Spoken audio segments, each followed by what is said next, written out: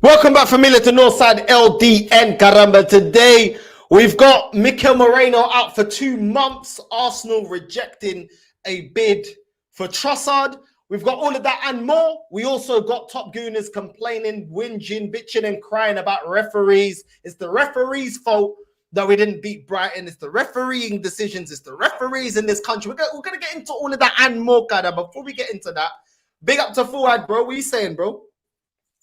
I'm good. What are you telling me, bro? I'm calm, man. I'm calm. Listen, let's get straight into it. Run the clips. Let's get into it. Let's go, caramba. I'm absolute, my head's on fucking Venus. I don't know how I'm going to make a video about it. It's pointless analysing the actual game because that red card decision just screwed us. And look, it's the inconsistency. There will be people that say, by the letter of the law, the referee is within his rights to send him off. But he didn't give João Pedro a booking in the first half for booting the ball away. And it was inconsistency throughout. I mean, the red card, Veltman kicks the ball into the back of Declan Rice. The ball is still moving when Declan Rice taps it half a yard. And then he kicks Declan Rice, and Rice gets the second booking. You have to be absolutely desperate to send Rice off in that situation. Rice's first booking was a ridiculous tackle, a ridiculous challenge to make, blatant booking, but he has to be desperate to send him off. And that's the issue that I have, because on other occasions, we hear it from Dermot Gallagher, there's a higher threshold for a second booking. When second bookings aren't given against Arsenal, the referee's trying to let the game flow when things like that happen. But then you look at it and you go, well, Tomiyasu sent off for a second yellow for taking too long to take a throw in. Martinelli, when he got sent off for 2 yellows in the same phase of play. These decisions just happen against us. Too consistently. I mean, Chris Kavanagh, our win percentage with Chris Kavanagh in charge is 20% lower than our win percentage on average. It's a joke. We saw it first half. Partey booked for pulling João Pedro back. Hinshelwood not booked for pulling Bukayo Saka back when he was running into the box. The constant inconsistency. I'll have some sort of analysis of the game on my other channel, but no one cares. No one cares about your analysis. Fuad, I'm gonna let you go first before I start ripping into this. Go on, you go first. You know what, bro? I ain't gonna lie to you, bro. I agree with him when it comes to the referees. Everything he said was spot on. But however, it didn't cost us the game. However, the referee, by saying off Declan Rice, did not cost us the game, because what's happened is it's papered over the cracks of our sitters not getting put in the net. The ball, do you get me? So I agree. I'm not going to sit here and lie and say I don't agree with him. I agree with him with all the referees, but I'm not going to agree when it comes to the way it costs us. No, what costs us really is the sitters, and this referee decision, it blew our perspective, and it's papered over the cracks, because everyone's been giving Trossard a hard time over the last thing. All the pundits, all the YouTubers, everyone who goes live, even ones we know. But people forget, Trossard done his job. He's a winger, right? He put the ball in the net. He put the ball in the box, He put the ball in the box. What did Martin Odegaard do? He missed the sitter. So with that, if Odegaard puts that in the net, Trossard done his job by assisting him. But people will twist it and say, oh yeah, but Trossard played rubbish. No. Martin Odegaard's a favourite. Even the people in the stadium, I'm shocked who didn't clock that, and I've been watching a lot of people going live on YouTube, didn't mention that once. When Trossard puts the ball in, if Martin Odegaard scores, Trossard's done his job, because the winger's job is to put the ball in the box. The ball was so sweet, bro, that that's all he had to do, is put it left or right, and it was going in. He hit it right at the keeper. I know he never had the best performances, but he still managed to do something in the game. But here's my problem. Here's my problem with this guy, bro. Here's my problem with this guy, and here's my problem with this fan base. No, I've never sat here and said that the referees in this country are the best in the world, or they don't make mistakes. But how come Arsenal fans and this Filo da Puta, this B-Tech flipping Piers Morgan, only knows accountability when it's referees, pundits, the people running VAR, other Arsenal content creators that actually got high standards? How come they only understand accountability and people have to do their jobs when it's these people? But when it's this manager, when it's Kai Havertz that should have had a brace, when it's Saka that had a dead game, when it's Trossard that had a dead game, when it's Odegaard that had a dead game, when we're having all these chances, how come this Filo da Puta doesn't understand accountability then? Because for me, that comes across as selective accountability. If you're saying that the referee has to do his job, when does this manager have to do his job? Because this job title is to get over the line. What about Edu? What about him doing his job? How come we're not talking about our sporting director doing his job? Because we needed a striker. Did we get one? We needed a proper right winger. We went and got leftovers from Chelsea, like we did when we got Peter Cech, David Luiz, Willian. Like we did when we went and got Silvestri from Man United. Like we did when we went and got Welbeck from Man United. We've done this before. So it's all good making the referees accountable, yeah? And making them accountable for their decisions and doing their job. Why doesn't this fan base, why doesn't this filo da puta have that same energy for the people that's running this club? For the managers putting the team out. For this manager, yeah? This manager that preferred to make his first substitution, Calafiori, when before the season started, these filo da puta telling me that Anwari, this is the year he's going to break out. Well, Anwari is an attacking player. And if you believe in his talent, why is he not the first person to come on the pitch? We need to get the 3 points, right? We need to get the 3 points. We're going up against City. Everybody knows how hard it is up against City. How are you bringing on Calafiori first as a substitute? Then you're bringing on Martinelli, that's in poor form, before you're bringing in Anwari. Why is it that we're looking at the bench and once again, the same pukari I've been saying, we have nobody to affect the game? Because Trossard already started, even though he had a poor game. There's nobody else that comes off of this bench and gets you the 3 points. Jorginho won't do it. Calafiori ain't going to do it. Lewis Skelly ain't going to do it. Enwari ain't going to do it. Zinchenko ain't going to do it. Kivio ain't going to do it. And Martinelli, he's dropped off of a cliff. He's dropped off of a cliff. So who is actually going to get us the 3 points? This fan base only know how to do selective accountability. I'll make everybody accountable. The referee has to do his job. VAR have to do their job. The manager has to do his job. The players have to do their job. The players on the bench trying to fight for their starting spot in the starting lineup have to do their job. The sporting director has to do his job in identifying the players that we need to get over the line because it's year 5. But these maricas da merda don't do that. And that is what annoys me, bro. Because the whole narrative has been, oh, the referee, cala boca, so stupid da merda. Is the referee an employee of Arsenal Football Club? Yes, the referee's crap. But the referee isn't the one that had that tap-in, that Saka had, or the tap-in, that flipping Trossard had, or Odegaard. What's going on? We had chances to win this game. We had chances to win that game, but we didn't. Yeah, I find with the referees, though. I find with the referees, I think it's the problem with the referees, isn't it? They like, I don't know, like they go one rule for another, isn't it? So it's like it's inconsistency, innit? And if they keep being inconsistent towards any team, I would like to see, all right, if they do it. If I would like to see it if they do it in a big game, because they do bottle it. It's like against like when Ipswich should have had a penalty. They bottled it.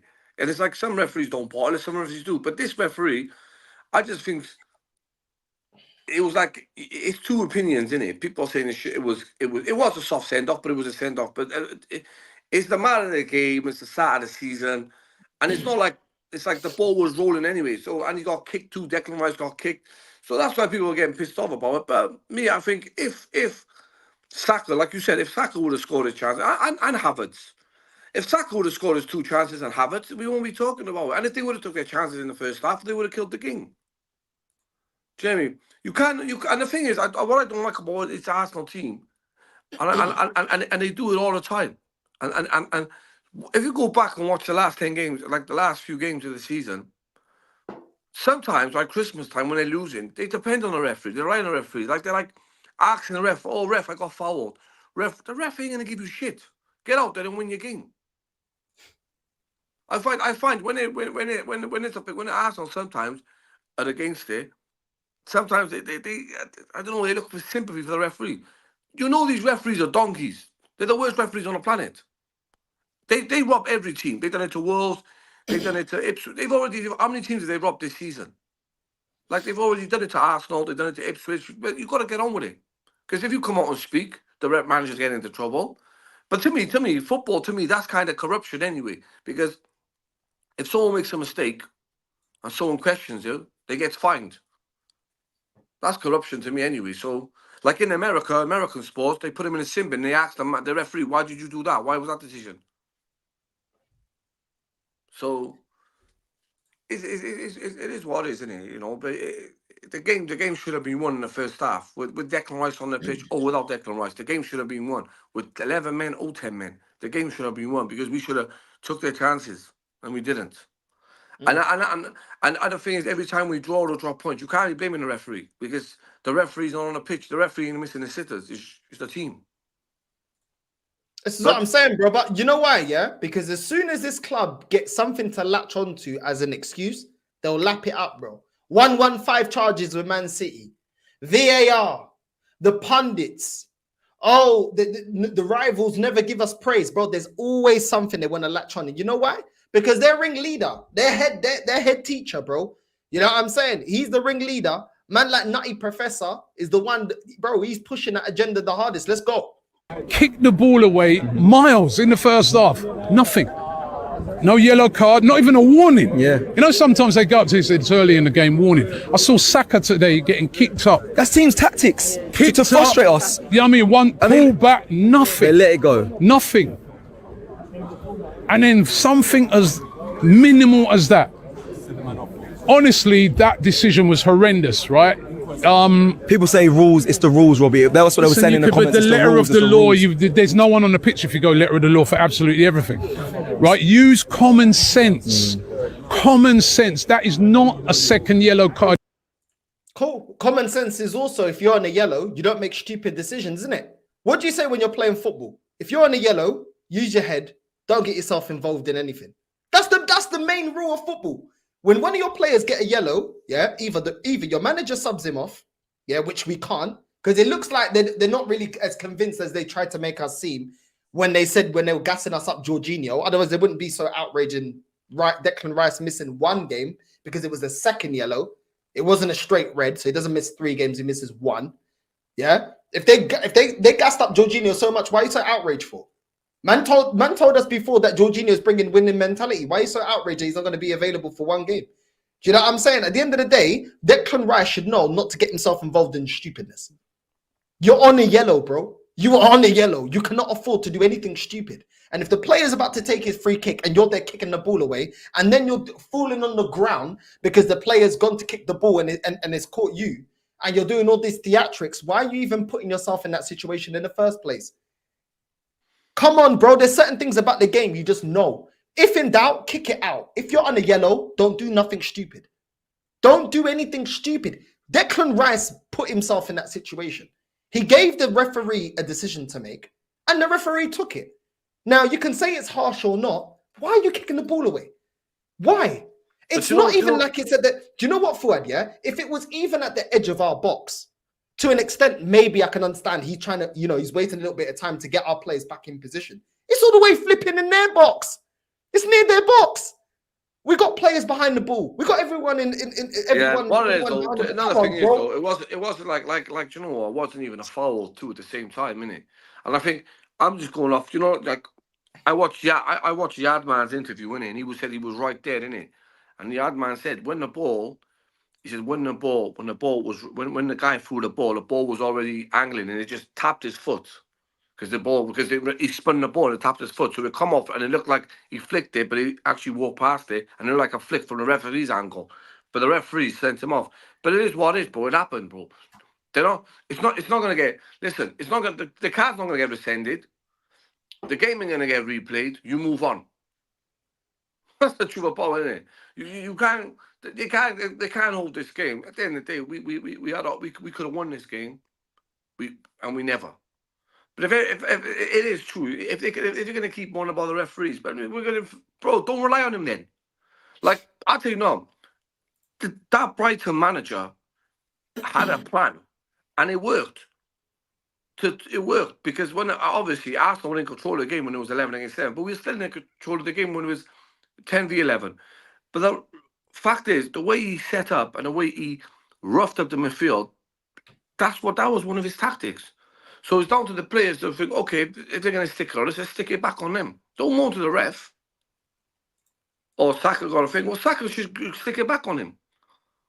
Jamie, that would never have happened if Vieira was in our middle. He would have looked at Henry, looked at Perez and said, are you allowing this? And Freddie, they were no chance, bro. They will kick him up 15 feet off the floor.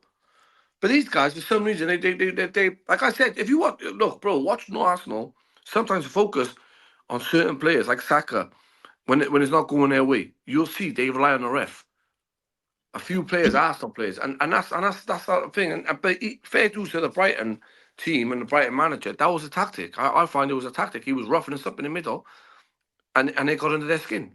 Mm.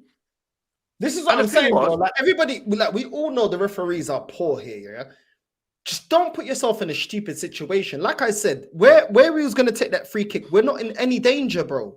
We're not even in any danger. Anyway, listen. Listen. The thing is, the fact of the matter is, all right. It was Lewis Dunk who put that pass. No one intercepted it. It was Lewis Dunk. Jamie, it was. Yeah. It was Lewis Dunk. Yeah. With the free ball, it was a centre half. It was a centre half. Normally donkeys. How can Lewis Dunk pass it all our way, and no one intercepted that pass? No one read that pass. They read the gates. Yeah, you get me. So that's what you should be worrying about. Why is Lewis Dunk doing that pass, and he's a defender? And not even attacking midfielder, a defender, Lewis Dunk, who's not known for having any assists in his career. But he done it there. That's what you should be worried about. Gabriel should have done better. Also, should have read that pass and intercepted it. Bro, but this is what these like to do, bro. It's football. They like to cry, bro. They like to cry. This is why every video, look at this one, crying about the ref. No, the positives are the mentality of our team. We're not losers, we're absolute winners. And Brighton were good, and I'll give them that. And look at their manager, incredible. We're not losers, we're winners. What did we win? We didn't win the game. We're not going to win the league. We haven't won the league. We're not going to win. What are you talking about? This delusion is crazy, bro. This delusion is crazy. This flipping Oompa Loompa looking stupido da merda. What is he talking about, bro? What is he talking about? Man, looking like the 60-year-old Krillin from Dragon Ball Z. Get this guy off the screen. What is he talking about, bro? What is incredible about that performance? It is Brighton. We are 5 years in a process, £800 million spent. What are we talking about here? And you're telling me that we can't win this game? What happened to we can win games by set pieces? We can win games by versatility and combinations. We can spread the goals round. What happened, bro? What's this guy chatting about, bro? This flipping Gillette head. He's 31 years old. He's only 2 years older than Cecil. Cecil can't even organise renting a car. Look what this guy's achieved. They've come here. They've won 7 games in a row since he's arrived. 7 straight wins. So they're brilliant. So I can't say this was a bad performance. The goal we gave away, not great, but you can't have perfection. So I think overall it wasn't a bad. You can't have perfection. Well, we see teams being able to get it done. So what do you mean you can't have perfection? Yeah, what do you mean? Man City don't reach perfection because have they got invincible? So it's not perfect, but they do what's required to get over the line. Real Madrid do what's required to get over the line. What's this guy talking about? This flipping bald Ric Flair looking filo da puta chatting rubbish. What are you talking about, bro? If you can't get perfection, then don't gas this manager up. Because what is the basis of you gassing him up then? You can't on one hand say, oh, for him to win the league, it's too much. Then why do you applaud him and make him seem like he's the savior then? He's either the savior or he's not. He's either the savior or he's not, bro. You can't on one hand say to people like myself, oh, nah, you know what? Get behind Mikel Arteta. He knows exactly what we need. And then say, oh, no, do you know what? When things go wrong, oh, well, what can he really do? He hasn't really got much that he can do. Do you know what I mean? What's this guy talking about, bro? What is this guy talking about, bro? Bro, I'm tired of this guy, bro. I'm tired of this B-Tech flipping Phil Mitchell looking stupido da merda talking rubbish. Don't load him up then. And don't talk like he can't be criticized. Because clearly, if you're saying that we can't get perfection, then he ain't the guy, is he? That's what you're saying. He ain't the guy. This guy, Julian, he does criticize him sometimes. But one thing, he thought of a value point in it. He said this manager is only 31, and I think he's going to kill it at Brighton. I think he's going to end up in a big club, bro. Me. Is Arteta going to end up in a big club? He's already in a big club. After this club, trust me, this will be the only one. It's going to be like Ole, bro. This is going to be the first and the last big club he manages, bro. Yeah, but you know what? All the clips I'm running, yeah, I'm going to be running all the clips. They're all going to be complaining about the manager. You know what? A wise man once told us this about this football club. And a lot of these filhos da puta didn't want to listen. They didn't want to hear. Não queriam sofrer. Yeah? Years and years and years ago. 2014, 2013, a wise man once said, yeah, this is the history of the Arsenal. Yeah? Let's run the clip. Let's go. Hello? Wenger complaining is normal. Oh! Years on, Arsenal fans still complaining when we're not getting over the line instead of actually demanding more, just complaining. Let's keep going. And I was not too bad in math. That's quite difficult to understand the logic of his statement. You know, they like to cry. That's tradition. They like to cry. This is tradition. That is the tradition of Arsenal. Yeah? This fan base loves to cry. Love to cry. Back then it was crying about Chelsea got too much money. Then it was Man City taking all our players. Now it's you can't beat Pep. Now it's but then it was back then it was we have to pay off a stadium. Has anything changed? Has anything changed, bro? Because this is back in what, 2014, 2013? Has anything changed? Let's run that back, what Jose just said, yeah? Let's run that back. Let's run that back because nothing's changed at this club. For him. You know, they like to cry. That's tradition. I'm embarrassed for him, honestly. He is a specialist in failure. We got another specialist in failure. Mikel Arteta, specialist in failure. Specialist in getting us to win nothing. Has anything changed? Let's keep going. Listen to what he says. Only one manager is not under pressure. Can cry in the morning, can cry in the afternoon. Nothing happened. Only one manager is not under pressure. Can cry in the morning, can cry in the evening, nothing happens. This same Bucaria with Arteta, bro. No pressure to succeed. No pressure to win anything. Don't disrespect us. Bro, this is the truth. No, this is the truth. No, Wenger had no pressure to succeed. The last 10 years of Wenger. Now, halas. The last 10 years of Wenger, he had no pressure to succeed and win us major honor. Same Bucaria with Arteta, bro. At least Wenger had 3 Premier Leagues. The only thing Wenger was doing wrong. He was spitting facts about this football club. And it still the only thing Wenger did wrong. Something Merino said 10 years ago still stands today about this football club. And people ask me why I'm negative or why I'm angry, toxic and negative. Let's run it back again for everyone that didn't hear. He's not under pressure. Can cry in the morning, can cry in the afternoon. Nothing happened. The biggest thing of managers is to respect each other. And some people have to improve on that. I think boring is 10 years without a title. That's very boring. I think boring is 10 years without a title. It's 20 years now. It's 20 years. I agree, Jose. I'm bored. I'm bored of this Bucaria. I'm bored. We can't even beat Brighton. Yeah? I'm bored, bro. I'm bored. I'm bored of the same merda todos os dias, bro. Boring, I think boring is 10 years without a title. And now it's 20. 20 years without a title. I think it's boring. I think Wenger, the last 10 years in his career, I think he was pilfering, bro. That's my opinion, bro. He was pilfering, bro. He was taking out dough. I think I seen one of the guys, and I agree what he said. He said Arsene Wenger was pilfering. He never said pilfering. I said he was pilfering, but he chose the board over the fans. You know, Arsene Wenger. So that's our club feel. But I don't. Mikel Arteta haven't signed the contract yet, and I don't think he will. I don't think Mikel will. I think Mikel, even though you hate Mikel Arteta and you guys want him out, want him gone, but I think there's something about him. It is. I think he's got some dignity about him not to sign it. Because it's either two ways. You either pilfer for the club, because don't get me wrong, the owners ain't they give him money, but owners always give a manager money when they feel like it, and when they come close, they never do. How many times has it happened? I'll give you an example. Wenger built a team. Ozil, Sanchez, he had Giroud. They were all fighting. He had the wicket. We had a good defense. We had Vermaelen. We had Kashami. We built a team, and that's all it was missing was Luis Suarez. I remember they pilfered. They were pilfering. They said, "Oh, do you know what? Bid 40 million. We'll give you £1." That come from the board, didn't it? They were pilfering all them years and they used the stadium excuse. But listen, now, to all the dumb fans who say, oh yeah, but we were paying off for the stadium. No, we paid off for the Emirates years ago. I tell you what you're paying off. That stadium they go to every year in America. That's what you all paid off.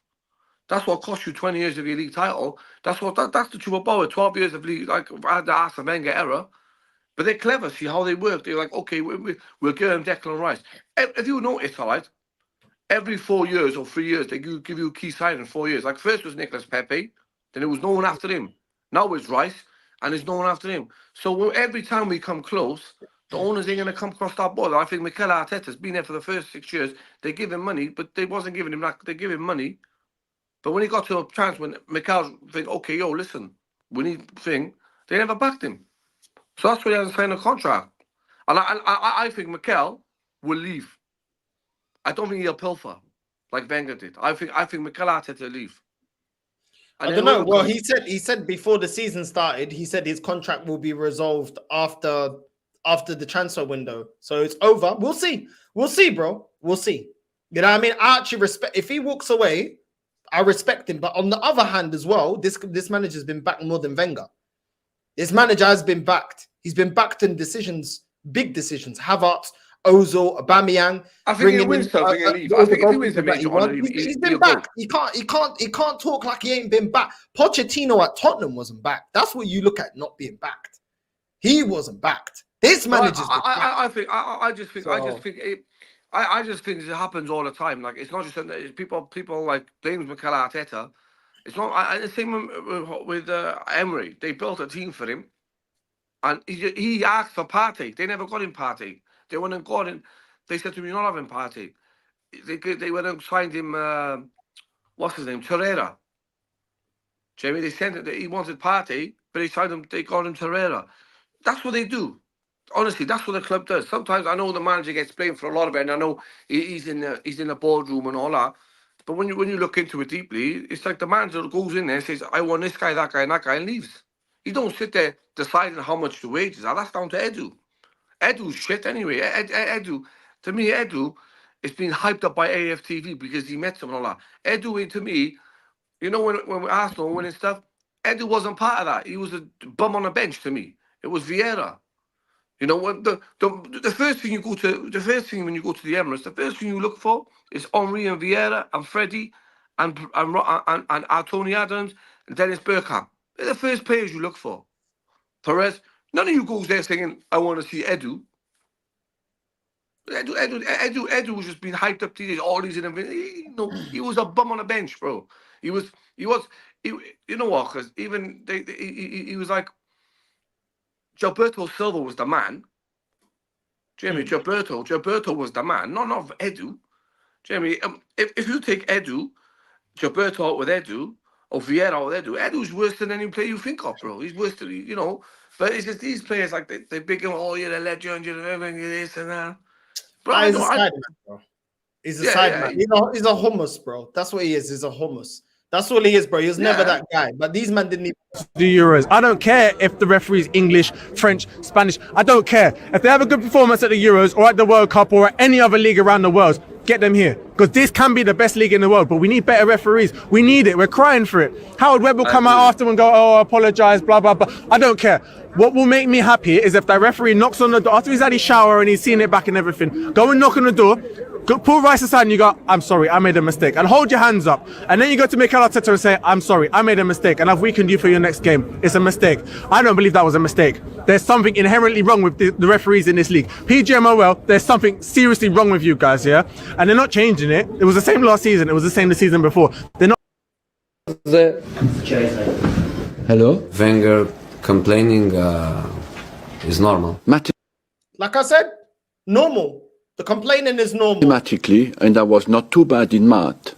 That's quite difficult to understand the logic of his statement. You know, they like to cry. That's tradition. I'm embarrassed. They like to cry. That is tradition. That is the tradition here. There is a tradition here. To cry, bro. To cry. Nobody mentioning the players. Nobody mentioning the manager substitutions. Nobody mentioning the chances that were missed by these players that don't, they're not, this ain't Oxfam, bro. This ain't UNICEF. This ain't one of them kind of things. These players are paid big money, bro. Where's the accountability on that? Kai Havertz, our highest earner, bro. Yeah, you scored 1 goal. Yeah.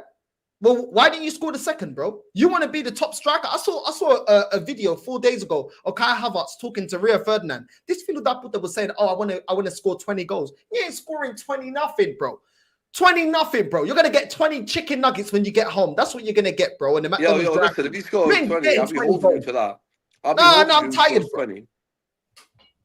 Yo, they like to cry. No, but we need to go through what goes because I need people for it to deep in. You know what I'm saying? Quite difficult to understand the logic of his statement. You know, they like to cry. That's tradition. I'm embarrassed for him, honestly. He is a specialist in failure. Honestly, I don't listen to what he says. Only one manager is not under pressure. Can cry in the morning, can cry in the afternoon. Nothing happened. The biggest. Only one manager is not under pressure. 10 years after, we're in the same situation. Mikel doesn't have to win the league this season. As long as he gets top 4, these Finnish that are happy with this. Nothing's changed, bro. Nothing's changed. Allow me with the crap. Nothing's changed, bro. Nothing's changed with this football club. You know what I'm saying? Big up to Lee. They like to cry. They like to moan. You know, there's only one manager without pressure. Lee, they like to cry. Get him on here. Where's Lee? Get him on here. Where's Lee? Lee, jump on, Lee. Yeah, if Lee wants to jump on, Lee can jump on. Yo, Lee, if you want the link, I'll send it to you. If you're free. Get it on here. I blame fans like you and him for always going to AFTV, and when you go up there, they get worse and worse and worse. Yeah, I sent it to him. still. I sent it to you. I sent it to you, my G. Now, I think, do you know what it is, though? I think straight after the game, you know, I think people don't analyze the game. Like, we've got to, listen. Bro, big up to Jez as well. Jez is in the building. Big up to Jez as well, man. Big up to Jez. Make sure you like and subscribe to Jez. Yeah, go on. I was saying to you, I watched the game in Manchester, right, bro? And you know, I was watching it, and it was City fans there, didn't it, bro? And it's like, bro, they're there. I'm getting vexed, but I'm not getting vexed with the referee. I'm getting vexed with the players, bro. Because, bro, do you know when you watch the game, you don't watch the referee for 90 minutes. Jimmy, when Saka, bro, I'm not even joking. When Saka, I'm not going to say that I watched it, bro, but I watched it in a place where I shouldn't be, but it was bare Man City fans there.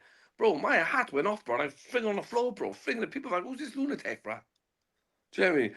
It does your head in, bro. Because I find, okay, the referee sent it off. Even, okay, like I said, even if it was a harsh decision, it is what it is. But it did not, it papered over the cracks. We got to not take our chance. It's the same scenario. It's like someone was telling me just there, like, I'll say something to you. Someone said this earlier on. If we were in April and we had all these injuries, you could understand it. But we had these injuries in bloody September, bro. And the thing is, they had 75 days to rectify what they needed. 75 days. And on top of all that, they had 48 hours knowing that Mikel Merino was injured. They had 48 hours knowing he's injured. So them going into that Brighton game, knew there was no, so they knew in our Brighton game, they sold Eddie Nketiah, didn't replace him. They knew Reece Nelson was getting on loan, they never replaced him. They knew Smith Rowe was gone, they never replaced him. They even sent Fabio Fierro on loan. They knew. Do you know what? Do you know what? Yeah, this is more important, bro, than holding them accountable for all of that. Look at this crap, bro. Look at this.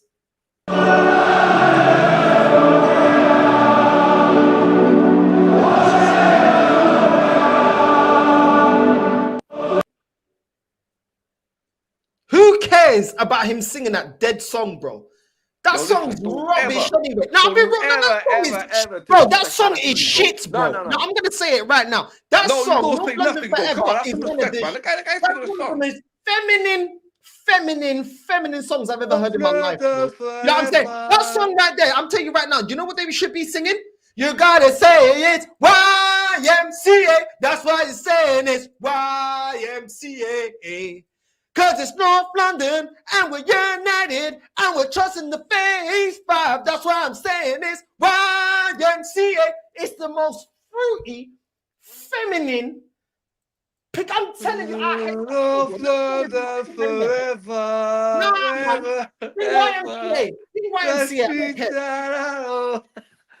I hate that song, bro. I hate that song with a passion. Yeah, man, no further flavor, Mikey. Come on. That's what I'm talking about. Michael Williams, no one. No, come on, it's a good song, you fool. No, it's dead, bro. What do you mean it's a good song? It's a dead song, bro. What are you chatting about? It's a bad boy song, bro. What's wrong with you? Because you're always moaning about today. No, because it's rubbish. Because it's rubbish. No, who gives a crap? Why don't we talk about how good? Why don't we talk about the player's ability and how good he is? Why are we talking about? Oh, look at these already. Oh, I can't believe it. Calafiori is singing along. He's singing along. Who cares, bro? These guys fancy Calafiori. If the man want to sing, the man no, they fancy him, bro. Well, they fancy him, yeah. They fancy. That's none of my business, bro. I don't sing like that. No. They fancy him. That's why they can't. They love watching him singing. They fancy him because he looks like the Italian Kylie Minogue. That's why they're singing along with him, bro. But I don't give a crap about all this zesty stuff. I don't give a crap about his singing, bro. I care about your performances on the pitch. They always focus on the wrong stuff. Class, bro. Dead tune, bro. Dead tune. I don't care. It was a sick tune, bro. Shut up, Brad. You dead tune, man. Bro. Dead tune. I never grew up. Did you grow up supporting Arsenal singing? Did you grow up singing that? Yeah. Yeah, of course you did. Of course you did. Were you singing it in the shower? I sing it all the time, bro. I'm sure you do. I'm sure you do. You know what I'm saying? I'm sure you do. But let's continue with the moaning. Let's continue with the moaning from this fan base. 12. Like, honestly, the standard of refereeing in this league is poor, but today I've seen one of the worst referee performances I've ever seen. The fact that the fans are booing after the game, the chanting after the game at the referee. Like, there's been games we've been pissed off at the ref, but I've never seen it like this, like where the fans are reacting in this way. He completely ruined the game, and for him to send off Declan Rice for a second yellow for that, one, that's just a joke thing, and two, João Pedro did the exact same thing in the first half, booted the ball down. Man said he's never seen the fans like this. Bro, the fans, remember that goal against Newcastle? They were complaining about that one. The fans always love to complain about VAR and referee decisions, bro. What's man talking about? This fan base love it, bro. They cost us. They do cost us. Sometimes I gotta admit, some of the games the referees do cost us. But that game, yeah. Do you know what also costs us? Not doing what needs to be done. Do you know what also does? No. Do you know what? No, that's what costs us. No. Let me tell you real quick. Odegaard's putting up a stinker, yeah, in that last game. Who's coming on? Because he should have been off. Oh yeah, no one, because we didn't prepare. Declan Rice. He was playing crap anyway. Partey was playing crap anyway. Oh yeah, but we didn't prepare, did we? Because we got Jorginho. And now everyone's real feelings is, oh, now they're panicking that Rice is not going to be in the North London derby. Then why did you gas Jorginho to me then? It's almost like you don't rate him because now you don't trust him. You don't trust him. Havertz not scoring his goals. Where was it? Where's the striker? Where's the striker to bring on to put away the chances that we created in that game? Where is it? The centre backs, are they going to be held to account? No, they're not. Because we never go and get centre backs that can actually compete against them. Because they should be dropped. That performance, they should be dropped. But they're never held to account. Gabriel and Saliba, they can drop stinkers and they'll never be held to account. Never. Martin Odegaard Martin Odegaard could be injured, bro. You know that? Here it goes, man. Here it goes. Here it goes. If he's injured, why are you selecting him then? No. He could be injured for the Tottenham game. I don't care. He's been trash anyway. Who cares? I don't care if that Brazilian Chandler from Friends is not available, but ban him, bro. I don't care. He's replaceable anyway. You can find players like him that can run 100 miles an hour anyway. Big up, Lee, man. Big up, lads. Big up the chat. Just on Martin Odegaard. Martin Odegaard, the creative spark. Since the 22nd of April has created one chance in the Premier League. One. Bloody hell. That's not me. That's not me just throwing that stat out there. No. Researching it off of the Premier League website. I find anyway. I find he's a bit overhyped anyway. Off of the Premier League website, one chance created since the 22nd of April. This is our creative spark for Northside in chat. Yeah. As for he got an injury. He was putting his sock down and showing the ref. Oh look, he hurt me. How about stop flicking snot in your hair, you pussy, yeah? Right, and actually dictate a game. When was the last time this guy grabbed hold of a game and said, we ain't No, losing it wasn't. today. Actually, We ain't drawing today. I'm going to win this game for us. When was the last time he's ever done that? Has he ever done that? It's actually, it wasn't even on the pitch. They showed it. They showed on someone clicked it on a thing, like on Instagram. So he had an ice pack on. So that's what I'm saying. He could be out for Tottenham. So if they're playing him, cool. He's injured. Let's hope he is, because we might actually play with 11 men. Yeah, because he's trash, bro. And I've been telling everyone for time, and more top goons. You're not a big fan of Martin, is it? I've never rated him. Bro, he's a fouled wonder kid. This kid signed for Real Madrid at 15. Okay, mate, fast forward, yeah? Fast forward, 11 full seasons later, he has won one trophy. And that is with Real Sociedad, right? We've got man falling on top of another man in training and breaking a bone in his shoulder. Tomiyasu had man fall on top of him, yeah, and he's now out injured. Last season, back end of it, Smith Rowe had another man fall on top of him in training. Why a man falling on top of another man multiple times in training, bro? They're tripping over the dog? Like, they're trying to dodge the dog shit? Like, what are we doing here? Like, I agree with you on that. I watched the broadcast the other day, and I totally agree with you. I'm thinking, how can a man get injured? What they do? Kick his shoulder or something? why are they going full 100 mile an hour in training? Yeah, that's what I know. No wonder they look so lethargic on the pitch on match day. Yeah, and let's just be real with this, yeah. Like, we didn't deserve to win that game. And people can moan and cry and bitch, and they're still going on about it now, about, oh, the referee, oh, if João Pedro, he should have got booked. Okay, cool. Let's assume we booked João Pedro. The ref booked him, yeah?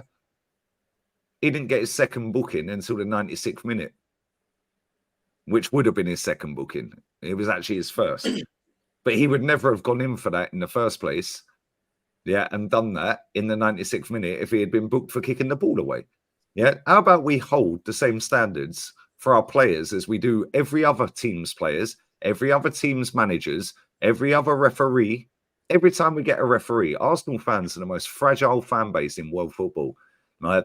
Every single time the ref gets done, it's this ref, oh, this guy from Manchester. Well, and what? Maybe if South made some fucking decent refs, mate, they'd be in the Prem. Big up Alidal. Yeah, maybe if the Southerners had some decent refs, they'd be in the Prem. Oh, but they're all from Manchester and Greater Manchester. And what? And what? How does that stop Havertz? I said his name. How does that stop 29? If it was me, bro, if I was scoring that chance when he's clean through, how does it stop Saka scoring when he was there? No. That's what I said. It papered over the cracks. That you know. How does that stop Lewis Dunk? Yeah, playing a 50-yard straight pass through our entire team. How does that stop our goalkeeper from not catching the ball straight at him? And how does that stop Gabriel Magalhaes pulling out of a tackle on Minte, yeah? And then the keeper parrying it and João Pedro tapping it in. How does that stop all of this? This is the problem with Premier League football fans here, right? Not just the ones at the game, but the ones around the world as well, yeah? Whether they're in England or around the world. Every single time Arsenal do not win a game, Man United do not win a game, Chelsea don't win a game because they're falling into this trap. Liverpool, the only club that don't, yeah, Spurs do it. The only club that don't are Man City. Yeah, Man City have had no Rodri, no Foden. John Stones is barely fit. Yeah, Savio never played the last game. What are we doing here? Yeah, they're going, oh, and Phil Foden's now ill. He's ill. He's not played. He ain't ill. Pep's just gone, we can beat West Ham without you, mate. Yeah, we can beat Chelsea. Well, I think he played Chelsea, actually. I may be wrong. Yeah, but either way, yeah, don't worry, Rodri. You rest up, bro. You had a long season and a long summer. Yeah, so Rodri, don't worry. We can beat these first three teams without you, innit? Yeah, we can beat them without you. Yeah, Kevin De Bruyne's back fit and healthy. Yeah, and cooking. Erling Haaland has scored more goals than I think pretty much every Premier League team, bar Liverpool maybe. Guys. Yeah, and we're 3 games deep. Bro, that guy's going to smash his own record. Yeah, and this is my point, right? We've sat here all summer listening to all the waffle. Yeah, these men should be sponsored by Captain Birdseye. Yeah, all the waffle. Absolute waffle. Jokeris. Yeah, you were walking around wearing them at match day, mate, you weirdos. Yeah, oh, I got a face nappy on. Yeah, imagine we signed this idiot. Yeah, right? We knew his buyout clause all summer. Never went for him. Yeah, we've got David Ornstein sitting out here on a podcast or on a live feed or whatever, on whatever it was. I think it was Twitch or whatever he was on. Yeah, somebody said to him in the comments, What about Nico Williams? Why didn't we go for him? And he went, it's not PlayStation or Football Manager. Bro, his buyout's 58 million euros. It's not Football Manager. You're telling me one of the biggest clubs in world football, one of the biggest incomes in world football, with a billionaire owner, one of the richest men in the world, yeah, with one of the richest partners in the world in terms of finance, because his wife, her family owns Walmart. Yeah, not that he's got access to that right now. However, this guy's worth more than Abramovich on his own. He can whip out 100 million and say, there you go, and FFP can't say nothing because you're allowed to do that under the rules. Yeah, you're telling me that Victor Osimhen, not that I rate him, yeah, but Victor Osimhen's gone for 160 grand a week on loan. Well, you're telling me we can't do that when we're paying that fucking Bolivian striker who says he can't score a goal? Yeah, 265 a week. Instead, we go, Raheem the Dream. And Edu comes out and says, oh, well, he wasn't on our list, but the opportunity arose, so we thought, sod it. How many pages of the 180 document did you read? Oh, you didn't. Yeah. Mikel Merino. Yeah. I've watched him all season. Yeah. The guy ain't good enough, bro. Yeah. He's an average footballer. But this guy's now injured. And it ain't going to be 2 months. Trust me, that's longer. Yeah. Calvin Phillips done the same injury, and so has Rashford. They've never been right since. Yeah. That guy's going to be out for time. Yeah. That ain't a 2-month injury, mate. He's fractured his shoulder. Good luck. First time he falls on the floor, he'll probably crack it again. Yeah, do you know what I'm saying? He's going to be out for the next 3-4 months. Yeah, now we're going, oh, Calafiori. The only thing about that video you played, and I'll shut up in a sec. The only thing about that video you played where he's rubbing his legs, yeah, man looks like a thoroughbred, bruv. He looks like a horse, red rum. Yeah, like real talk. Yeah, with his hairband on and all that. Like he looks like Nickelback, bro. He looks like the Italian. That's what he looks like to me. I'm tired of these guys. Bro, Calafiori, right? I sent you a text earlier, yeah.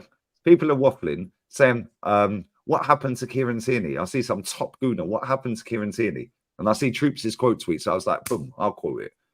We have signed, yeah, Calafiori for 42 mil. We have signed Kivior for 26 mil. We have signed Timber for 30 mil. We have signed Zinchenko for 35 mil. Savage for 7 mil. Who else have I missed? There's somebody else. There's maybe one other that we've signed. All of them to play left back when the best left back at the football club. Oh, Tommy Asu, that's it, for 20 odd mil, 25 mil. Cedric. 160 million quid. This manager and this football club have spunked on left backs that are not left backs to replace an actual left back. That is the most decorated player at our football club and the only player at our football club that has actually played in a final and actually won the final with our football club. That is still at the club. What are we doing here? Well, Pablo Mane, he was a left back, innit? Pablo Mane. Centre back. He was left-sided though, wasn't he? And Cedric. Oh, Cedric's right back though. Cedric's on the right. Yeah, Cedric was right back. Yeah, I know Pablo Mane he could play left centre back and right left back. So yeah. But Calafiori though, I'll be honest with you, Lee, he is a good player, bro. I watched him I was in Villa Park the other week. He come on. I know he was on for like 20 minutes, but he just threw himself at the ball. He was defending like... Yeah, but Fuad, you see it live and direct. I was watching it on a watch-along and he looked lost. Yeah, no, he's solid. He's going to be solid for Arsenal. He never... Like, clip this Northside, 48 minutes, 15 seconds in, yeah? He's solid, he's quality, he was throwing himself at the ball. If he's throwing himself at the ball, that means his body shape's out of position. He's erratic. Which is why Declan Rice got his first yellow card at the weekend. Yo, I'm telling you now. Maybe he's versatile. Maybe he can play as goalkeeper as well. Maybe that's why he's throwing himself at the ball. Class, bro. We do like players that can play. I won't have one bad word. When he came on against Villa, I was dead in Villa Park. I said I won't have one bad word. Cool. Yeah. Calafiori is class. Have we got any footage of him when we signed Zinchenko? Let me say something, Ligana. You and Northside are the reason why AFTV get famous, because you two always go at them, and you got to keep going at them, and you keep going at them, and fans follow them. You two. Yeah, cool. Yeah, cool. The more people that watch them, the more people that realise they're fucking tapped, bro. Yeah. They're sitting there doing a Man United Liverpool watch-along on AFTV in one studio, while DR Sports is doing the same watch-along in the one right next door. That tells me they're tanking with their views, bro. Hence why they're doing a rival watch-along when they're paying 3 man, a cameraman and social guy in the studio right next door to do exactly the same on the rival channel. Like after the, do you know what I swear down? Do you know after the Brighton game, I said the first thing they're gonna come out. I already read what they're gonna do. It's blame the referee. But the thing is, the referee thing is papered over. They're trying to paper over the cracks. Listen, I was just saying before you jumped on. I said to Northside. I said everyone's giving Trossard a bit of a hard time. Okay, he might not play the best, but one thing he did, he put the ball in as a winger's job is to get the ball, cross the ball in. He put the ball in so nice for Martin Odegaard. That's what I do is hit it left and right, 1-0 to the Arsenal. Let me ask you this, yeah. Let me ask you this, right? Because Kieran Tierney is dubbed as injury prone. Yet since Tomiyasu signed for this club, he's been more injured than Kieran Tierney. Since Partey signed for the club, he's been more injured than Kieran Tierney. Since Zinchenko signed for the club, he's more injured than Kieran Tierney. And since Jesus has signed for the club, he's more injured than Kieran Tierney. Factually, that ain't me making it up. That's fact. Yeah. So this player's dubbed injury prone, but these players are cool, right? Now, let's move on to Trossard. Oh, when he starts games, yeah, he's no good. He's a finisher, not a starter, I heard Gunali say earlier. Yeah. Oh, by the way, big up Gunali. I don't know the guy. However, the end is nigh, mate, when he's sitting there saying he's not happy. Yeah. Check out Sage channel earlier in Northside. Yeah, trust me, I swear down. When top gooners are starting to yeah, you know the end is nigh. Do you know what I'm saying? Yeah, I don't really get nervous, but I'm a little bit worried. You know what I mean? Yeah, one of them ones. Now Trossard. Yeah, cool. Trossard started how many games when we were 8 points clear, or when we were going 8 points clear? How many goals and assists? Because this is what this fan base care about. He put us 8 points clear. His goal or goals and assists made us stay 8 points clear. He got player of the month in March. He got player of the month in March. We never see him again until May. Yeah, that's what cost the title. When people sit there sucking off these other wingers, Martinelli, Saka, etc., for dropping stinker after stinker, yeah, and let's be real, Bukayo Saka falls off a cliff the last 10 games of the season, every season, but Trossard can't start games because he's better off the bench. What a load of bollocks. And it's the same thing that comes back to Kieran Tierney's injury prone. Well, I've just named 4 players. Listen, I know why Kieran Tierney don't get chosen. Do you know why, bro? Because he can actually defend, and this guy is copying Pep, and he don't play like Pep. No. The main reason is he don't bring enough iron brew into the club, bro. I'll be honest with you, bro. Bro, he spent 160 million trying to replace Kieran Tierney. Yeah, because he wants to copy Pep. You need to look into how much he spent trying to replace Martinez. That's another position that we blew. Ramsdale 27 mil. Yeah. Raya 27 mil. So there's 54 million straight away. Leno was already here. So there's 54 mil. Runnison 1 million. So that's 55. Cole Hine came through the academy, I think. Or we bought him and put him in the academy. Matt Ryan was a free signing. Setford is 1 million. So that's 56. Matt Turner, that was 10 million. So that's 66. Who else we signed? Who else we signed in goal? There's more than 6. No, trust me, there's more than 6. Oh, we've just got Neto. Norbert. His name's Norbert. Yeah, his name's Norbert Neto. Norberto Neto. Nothing came through the academy. And the kid, there's one called something Even James. Setford, yeah. Right. So let's say 6 goalkeepers. 66 million quid. He has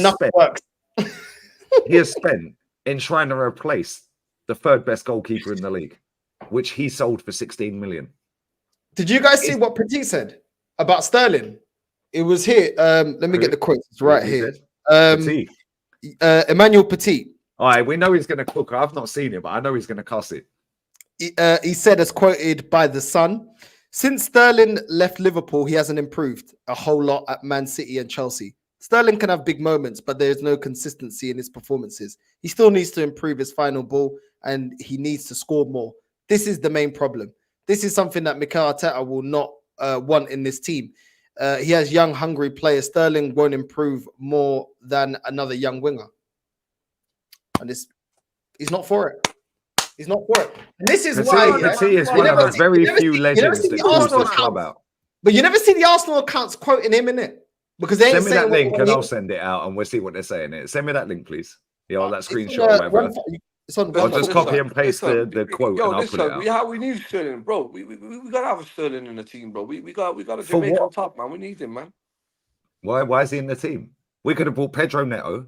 We could have bought Jadon Sancho. Yeah, we could have bought Conceição. Yeah, what are we doing here? We could have bought Elise. Yeah, and all of these players the reason why are better than him. Neto got heavy legs, You innit? sound like a top gooner again, Fuad.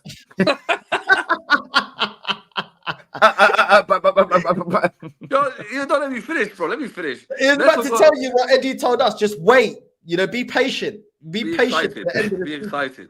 Listen. Be excited. Yo, Lee, listen. Every player you mentioned there, I could explain why, innit? So first one was Neto, winner. You said Neto, winner. Yeah, he said Neto, Sancho, Elise, and Conceição, and they're all better than Sterling. Yeah, they all got hairy legs, innit? That's all I can think of, innit, bro? Bro, that's haram. Ew, brother. Ew. Like, what have I got myself into? Like, what are we doing here? I thought I was coming on to have a good chat, and man's talking about hairy legs, bro. And like, you're showing videos of man rubbing his legs. Like, what are we doing? You know we found a top gooner that was posting about Odegaard's beard now. You know Neto, though. I swear down. Chelsea, exposed. Do you know Neto, though? They got him for cheap, bro. I couldn't believe how cheap he was. 52 million. Bro, they got Sancho for 20 million plus 20 potential add-ons. Why didn't we get him instead of paying 100 grand a week for 10 months? Yeah, for Sterling that we're going to send back. I don't know, bro. I don't know that. I don't know. We could have got Sancho for 20 million. I don't know what this club, bro. This club is too much, man. It's too much of a headache. Every transfer market. Yeah, but Fuad, you've been part of the issue. Let's just be real with it. I like you. I've got a lot of time for you, yeah. But you've been part of the issue. Yeah, the first 4 years of this process that don't exist, you've been sitting there gaslighting it. I still like and now realism's kicked in, reality's kicked in. The same as it had for Gunnar Lee on the show earlier. Yeah, he was like, I don't want Sterling here. It's a disgrace. I don't want Martinelli here. The board have let us down. But this is where they're going to shift their fucking thing to now. It's not Super Duper Mick that's the issue. It's now going to be the board and the ownership of the issue. And this is what they're going to do.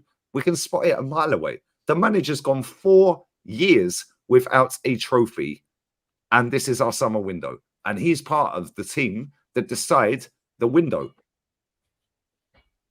Yep, they all said it together. They both said it together on Sky Sports numerous times. I'll get the clips. Eddie and Arteta said, we both identify the players together.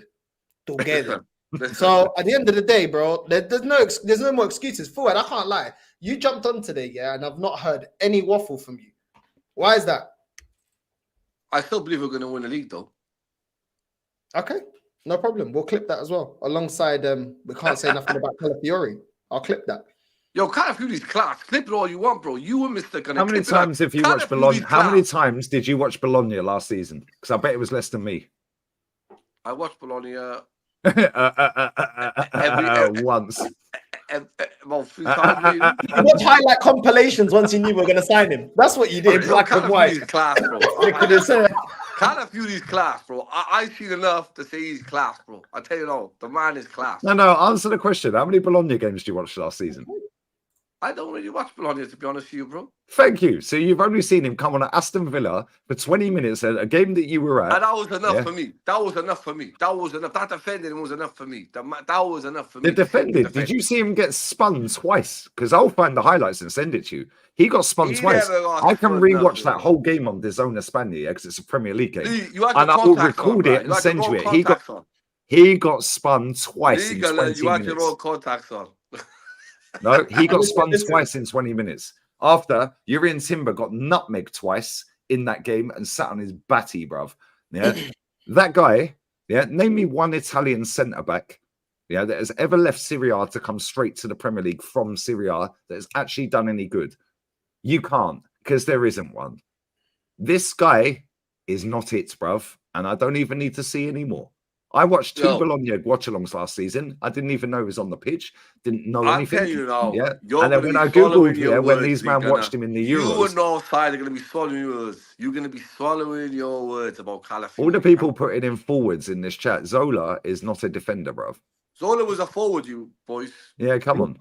One centre-back that has directly left the Italian league to come straight to the Prem. Not going here, there and everywhere to the Prem. One Italian national centre-back that leaves Syria to come straight to the Prem and smashed it. There ain't one. There ain't. Rudiger's not Italian. Ogbona's, Ogbonna you can maybe put in there because he won a trophy. But we're struggling, innit? How long's the Prem been alive? 30 or 40 years, 35 years? We're struggling, innit? Now we're relying on Calafiori. Basically, Fuad likes his legs. That's what he's saying. Yeah, but this is the guy. This is the guy that took a picture. This is the guy, really, of all pictures, or all players that he could have took a picture with. He took a picture with El Nene, and he was back in Ketia, telling me I had to apologize saying Ketia. So at least I took a picture with Aubameyang. Yeah, I mean, listen. Maybe he's served in Turkish tea. Give him that Turkish delight in his mouth, the same way Al-Nani was in his mouth. Was he serving you Turkish delights for your mouth? Is that why? Listen, Al-Nani was my cousin. Al-Nani was my spa, bro. I used to have nice conversations with him in Arabic, bro. I swear down, I met him a few times. Al-Nani was a nice guy. But my favorite... nice guys don't win, bruv. I don't care about nice guys. He is my spa. He's my Arab brother. We had a nice connection. This is what it is. We had a nice connection. My spa, my brother. What's going on here? Oh, Lee, we went. Oh, he's a nice guy, and yeah, the chat was really good. Bro. Yo, listen, it's called. Listen, it's called unity. It ain't my fault. Listen, the difference is he had a good chat. He was a bit of a cheeky chappy. No, hold on. He was a good guy. He's a cheeky chappy. Do you know what I mean?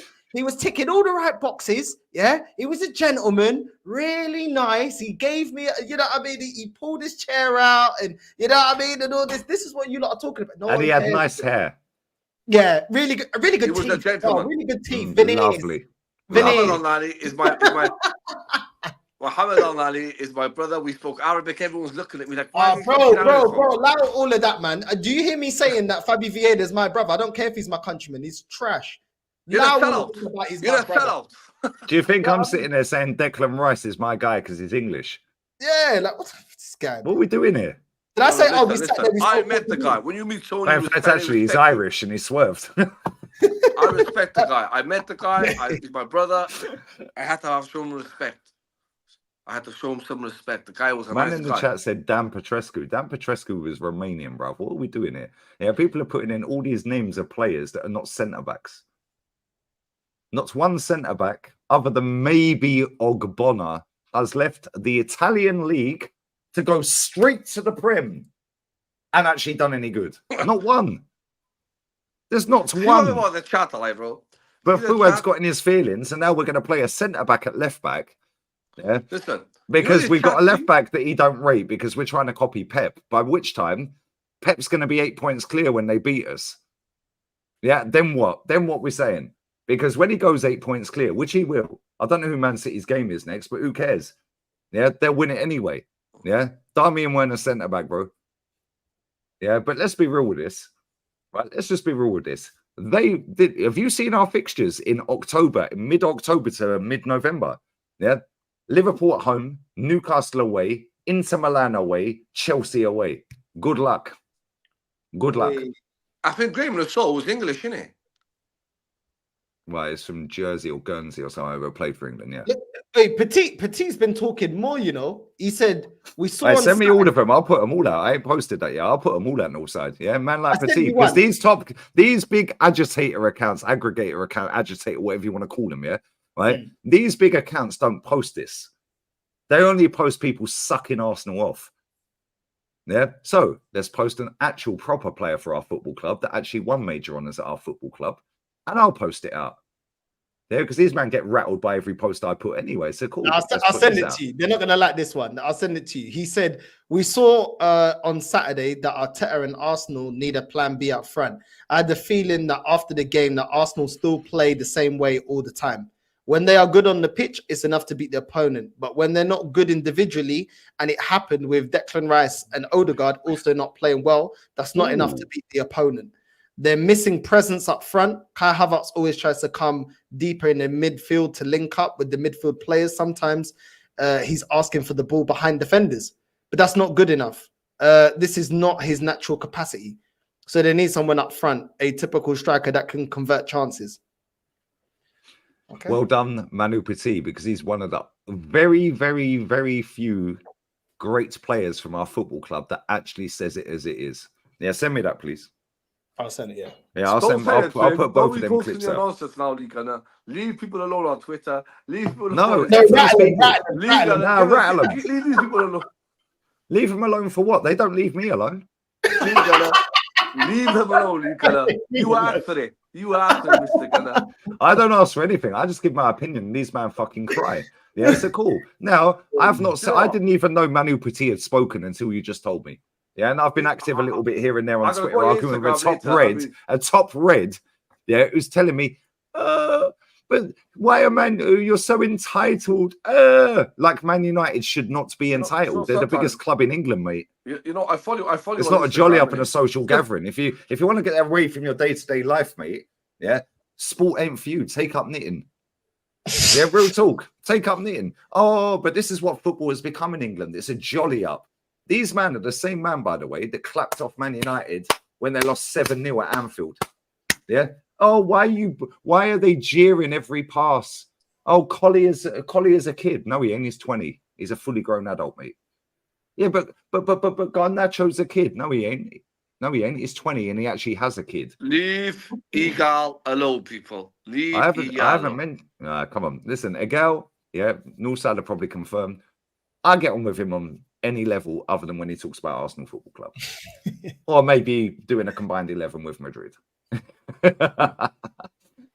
Yeah, he's cool. But listen, as soon as he talks football, nah. The guy I ain't got no problem to with his opinion.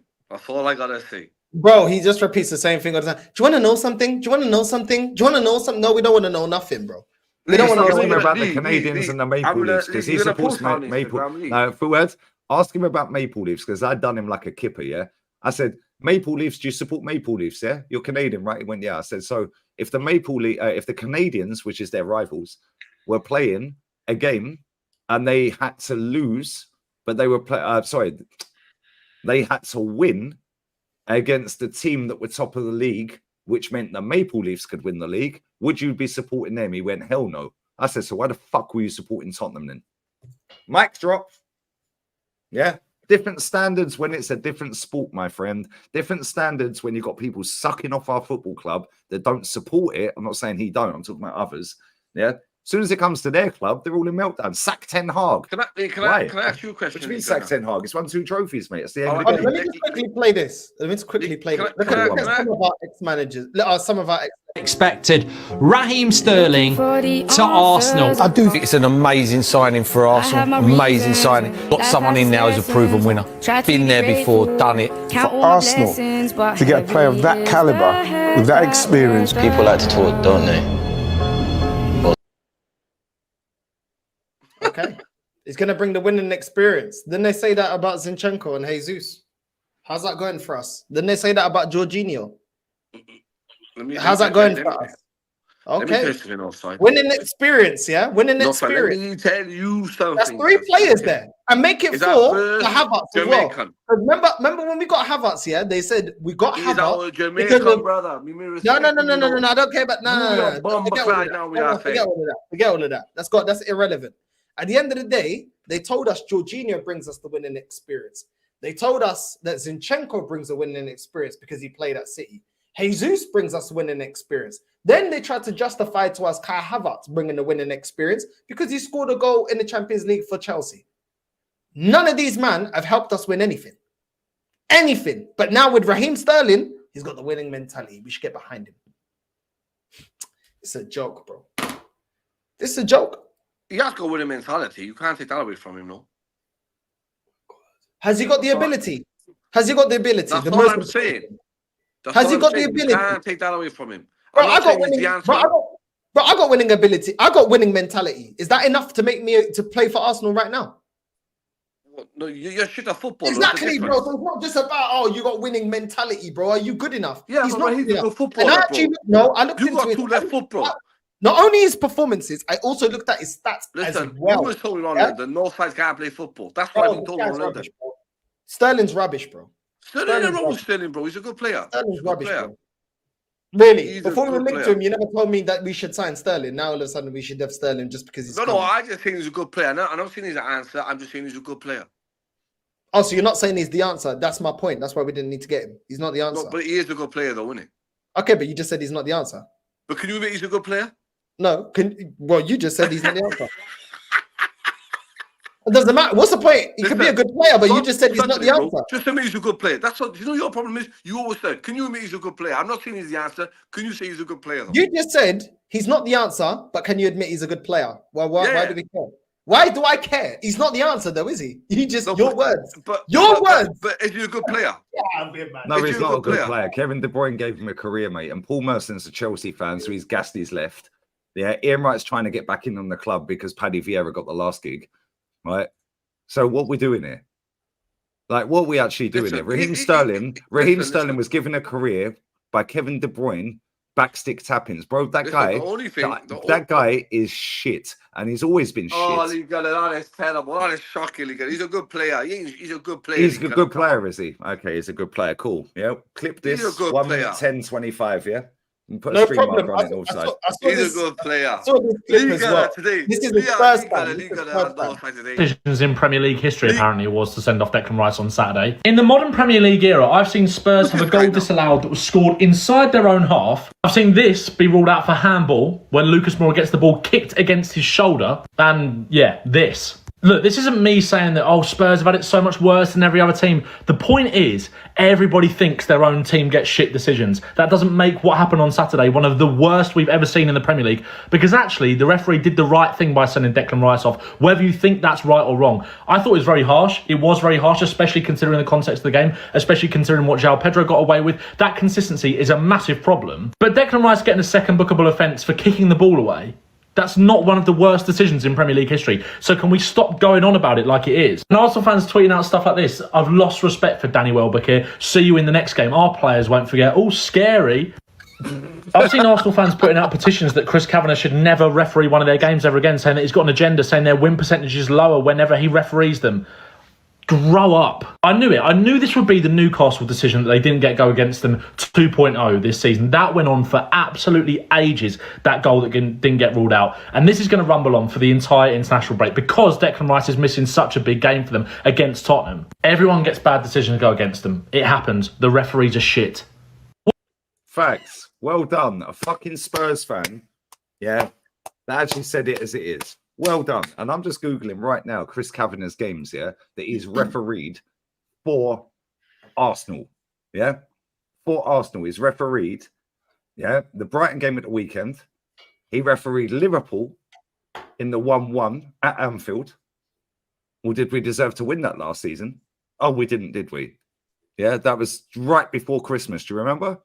He refereed the 2-2 against Chelsea when we were 2-0 down, right? So when they're putting out, oh, we've only won 4 games out of all of these games. Okay, cool. Well, did we deserve to beat Chelsea that day? Did we deserve to beat Liverpool that day? Did we deserve to beat Brighton? There's the last 3. Newcastle, fair enough. You could say, in fact, that ain't even the Newcastle 1-0. We weren't the ref. Yeah, we actually won that game 2-0. Thank you very much. Yeah, we won that game. Bournemouth. Yeah, Reece Nelson scored in stoppage time. We were lucky that day. What did he do that day that was wrong? Leeds United away, we won. Leeds United at home, we won. Aston Villa at home, their home, they beat us 1-0. Yeah, what did he do wrong in that game? That was 2021. Manchester City beat us 1-0 at the Etihad. What did he do in that? Fulham, we slapped 3-0 at their ground. Well, okay, that one's good then, yeah. Aston Villa 2020 away, we lost 1-0. Leicester City at home 1-1. Yeah, 2020. Burnley at Burnley 0-0. He only gave out it tells you how many yellow cards and red cards, by the way. Yeah. Manchester United at the Emirates, we won 2-0, 2020. Yeah, so these stats that are doing the rounds that we've only won 3 games when he's reffed is complete bullshit. Right? Leicester versus Arsenal. Leicester won 2-0, 2019. I remember that game. Arsenal versus Bournemouth. Arsenal won 5-1, 2019. He only gave out 2 cards in that game. Southampton beat us 3-2 in 2018. He only gave out 1 yellow card. Arsenal versus Leicester, 3-1 to Arsenal. He only gave out 2 yellow cards in that game. It doesn't tell me who to. In fact, it will tell me in a second. And the first game he ever ref for us, we beat Crystal Palace 4-1. So, in the Premier League, matches at home, he's refed us 8 times. We've won 6, drawn 2, and he's given out 12 yellows, 1 double yellow, and 1 straight red. Away games, he's managed 11, 3 wins, 3 draws, 5 losses, 26 yellow cards, no reds. So overall, our record under this guy is 9 wins, 5 draws, 5 losses, 38 red cards. I think that's for us, actually, the cards, because I said Arsenal, so it is. Well, there's 1 more double. There's and more 1 to come, red. Lee. He's got a vendetta against Arsenal. No, he hasn't. How comes we got a higher win percentage? We've won out of 19 games. In fact, we've only lost 5. Yeah, 5 out of 19 games that he's managed. Or refed, sorry. 5. So what's the issue? Though, Lee, don't you think, look, don't you think, Joe, don't you think sometimes the Premier League personally should go to like someone like Germany and bring a bunch of referees and send them ones over there and send English ones over there? Do you think it'd be better for the league? I've said that for years, Fuad. I've said it for yeah, years. I agree with you. I mean, someone says we're crazy by saying. I say no, you're not, because that means that you don't have no biasness. If they send you off, no one will complain because he's not. But why would they? But why would they want to fix this? They like the drama, so why would they want to fix the referees? The referees bring maybe I think. Well, man, you know the problem is. You know the problem is, isn't it? It's like Man City. Do you know what the problem is, Fuad? Yeah, no accountability for their players or their fucking managers in the Premier League. That's what the problem is. It's not about the refs. The refs are shit for everyone. No, yeah, let's be real. Wolverhampton Wanderers got stitched last year by VAR. How many times? Yeah, they got absolutely tucked up. How many times last season? Yeah, Wolves. I didn't see any Wolves fan crying about it.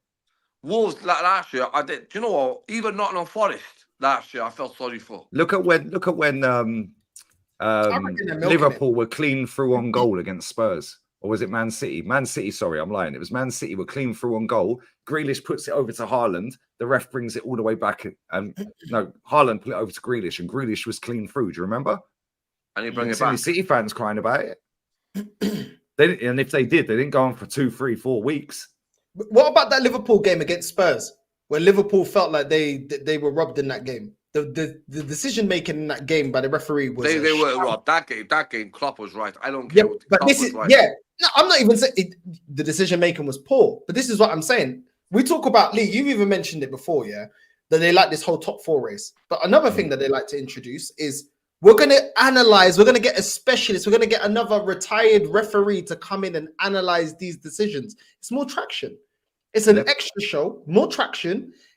People are going to argue about it.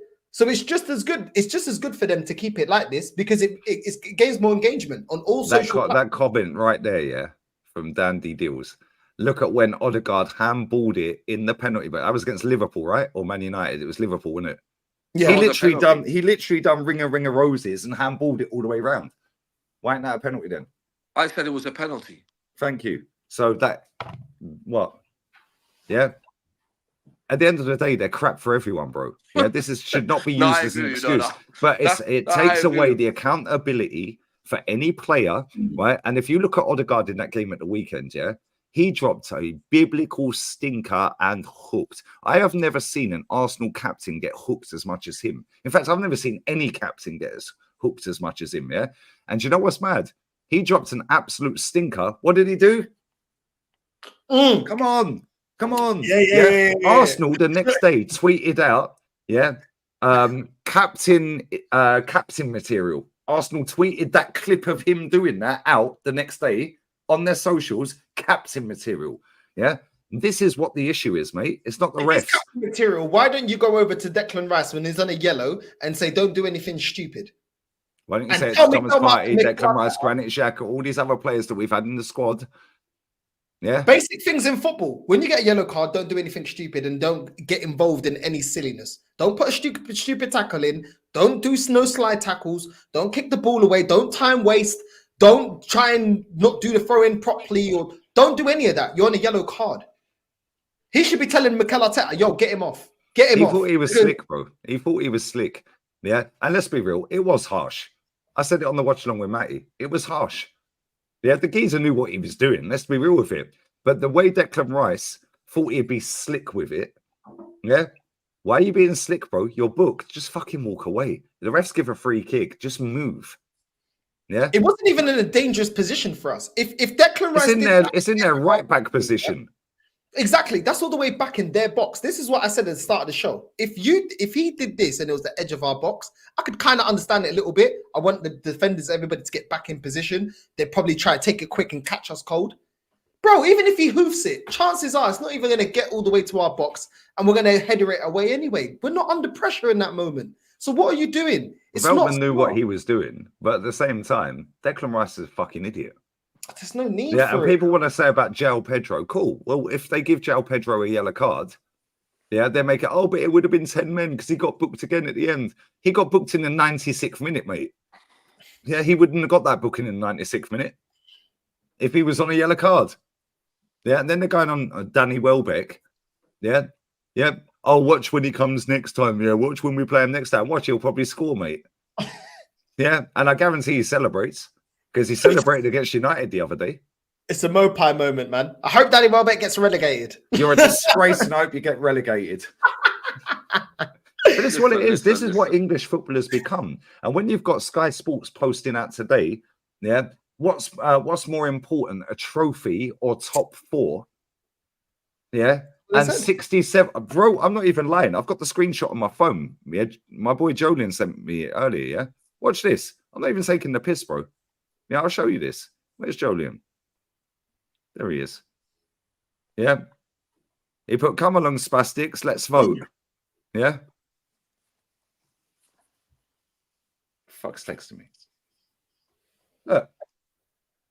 I know it's like green screening, all of that. Yeah, but it basically says, what's more important, trophies or league position? 37% of the votes said trophies, 63% said league position. That is where we are at in English football, mate. Yeah, because you know what? When you've got people out here saying, oh, bun the League Cup. Yeah, I heard Gunnar Lee earlier. And listen, I don't know the geezer, yeah? I don't like half of his opinions, if not more. I don't really watch him, if I'm honest. But I watched that show he was on with Saeed earlier, and I was commenting. We agreed on a few things. Yeah, but I weren't on the panel, but I was in the comments. Yeah, and Saeed pinned him. He was like, oh, I agree with that. I was like, yeah, cool. And I agree with that. What you said, yeah, cool. But at the same time, he said, yeah, I've seen Arsenal win the FA Cup so many times. Yeah, I don't want the FA Cup. It's like, excuse me? Since when are Arsenal in a position to pick and choose what cups we win? Yeah, like what are we doing here? Like, what are we actually doing? And this is where English football has gone, mate. Like, when you've got, like, and he even sat there and said he don't think Arsenal will win the league. But then on the next breath, he said, I think they'll win a cup. And if they win the FA Cup, I won't be knee sliding around the fucking floor that we've won an FA Cup. Yeah, what are we doing? Bro, I've been to Wembley. I've seen us win FA Cup. I've been to Cardiff and seen Mikel and break my heart. That's obviously Isco. Yeah, but at the same time, yeah, what are we doing here? And this is where English football has gone. And then when you've got the football clubs peddling this crap out every day. Oh, captain material. And it's Martin Odegaard giving it all to this after dropping a stinker. Yeah. Vinny Jr. does it as well. He did it the other day. He was shit the other night against Betis. And he's giving it all of that to the crowd. Yeah. Then the camera's panning in. And they're seeing Jude in the crowd. And he's like, ah. Yeah. This is where we're going with football, mate. Yeah. But that's the fact and reality is there is no accountability for losses or draws. It's just swept under the carpet. The players come out and they go, well, we can't dwell on this. We just have to move on. We've got another game in three days. What do you mean you can't dwell on it, you prick? Yeah, you just lost to, well, we didn't lose. Yeah, you just drew at home to Brighton. You just lost to Fulham. You just lost to West Ham. You just lost this game, whatever it may be. Oh, well, we can't dwell on it. And anyone who wants to sit there, yeah, and chat crap about this red card Declan Rice had, out of his own lips, at least he found some shame. He said, shouldn't have done it. And by the letter of the law, I got sent off because it is a second yellow. And the new narrative that they put in this season is you can't stop the ball being played. Can't stop the game being restarted. Yeah, that started this season. Yeah, they're doing it with goalkeepers as well. They're doing it with goalkeepers. You can't be jumping around and backing in like Ben White in front of the goalkeeper. You're getting done for that. Right? Not only that as well, yeah. Let's just deep it a minute. Do you remember our set pieces? Oh, we had so many goals from set pieces last season. Did you watch us in that game at the weekend? Did you see what Brighton did on Gabriel Magalhaes every time we crossed the ball in from a set piece? We ain't scoring that many set pieces this season, lads, because teams will suss you out. You can get away with it once, one season, the whole season. The next season, they go, cool. We'll stop that and we'll nullify that. And this is why we don't fuck all. We didn't do enough in the transfer window, and this manager is still trying to do what Pep did 2 years ago. Where's our Savio? You know when Declan Rice came off the pitch, Arteta didn't even look at him. He didn't even look at him, bro. Because he knew. Yeah, he knew. What are you doing? They all get briefed, Northside. They get briefed of the new narratives and directives from the PGMOL. They get told that they have a rep come from the PGMOL to every football club and sit them down and say, right, they're in a classroom, yeah, at the training ground, and the rep says, this is this. If you do this, this is happening. If you don't do this, this and this and this. So Arteta's probably sitting there fucking seething that he did it. And if you look at the footage after the game, Arteta and the manager were pissing themselves laughing. Not the manager, the ref. Arteta and the ref were laughing with each other. Yeah. So what we're doing, the player said he should have got sent off. The manager's laughing with the ref, and it weren't just a going mad and in a laugh. He was actually having a laugh and a giggle with him. But you've got all of these ex-players, yeah, all of these fans, yeah, all of these ex-players that pretend they support Arsenal that don't. Oh, I was an Arsenal fan growing up. Yeah, good one, mate. Yeah, can you prove it? Oh, you can't, but it sounds good because it'll get you more views on fucking YouTube. Yeah, it'll get you more views on Sky Sports clips. Yeah, oh, I supported Arsenal when I was a kid. Prove it. I'm supposed to believe Michael Richards supports for Arsenal. Okay, mate, good one. Yeah, fuck off. Yeah, do me a favour. He jumps. You see when Man City scores, he goes crazy, man. Yeah, I'm supposed to believe Michael Richards grew up supporting Arsenal. Are you mad? No, but it sounds the same as Laura Woods. Am I supposed to believe she supports Arsenal growing up? No, latch on to Arsenal. You'll get more views. You'll get more attraction. You'll get more love and support on the internet, and you'll get better jobs. It's not fucking rocket science, is it? We've seen it all summer with the transfer news from Henry Talks Bollocks, bruv. Yeah. Now go and have a look at his views. Now the transfer window's shut.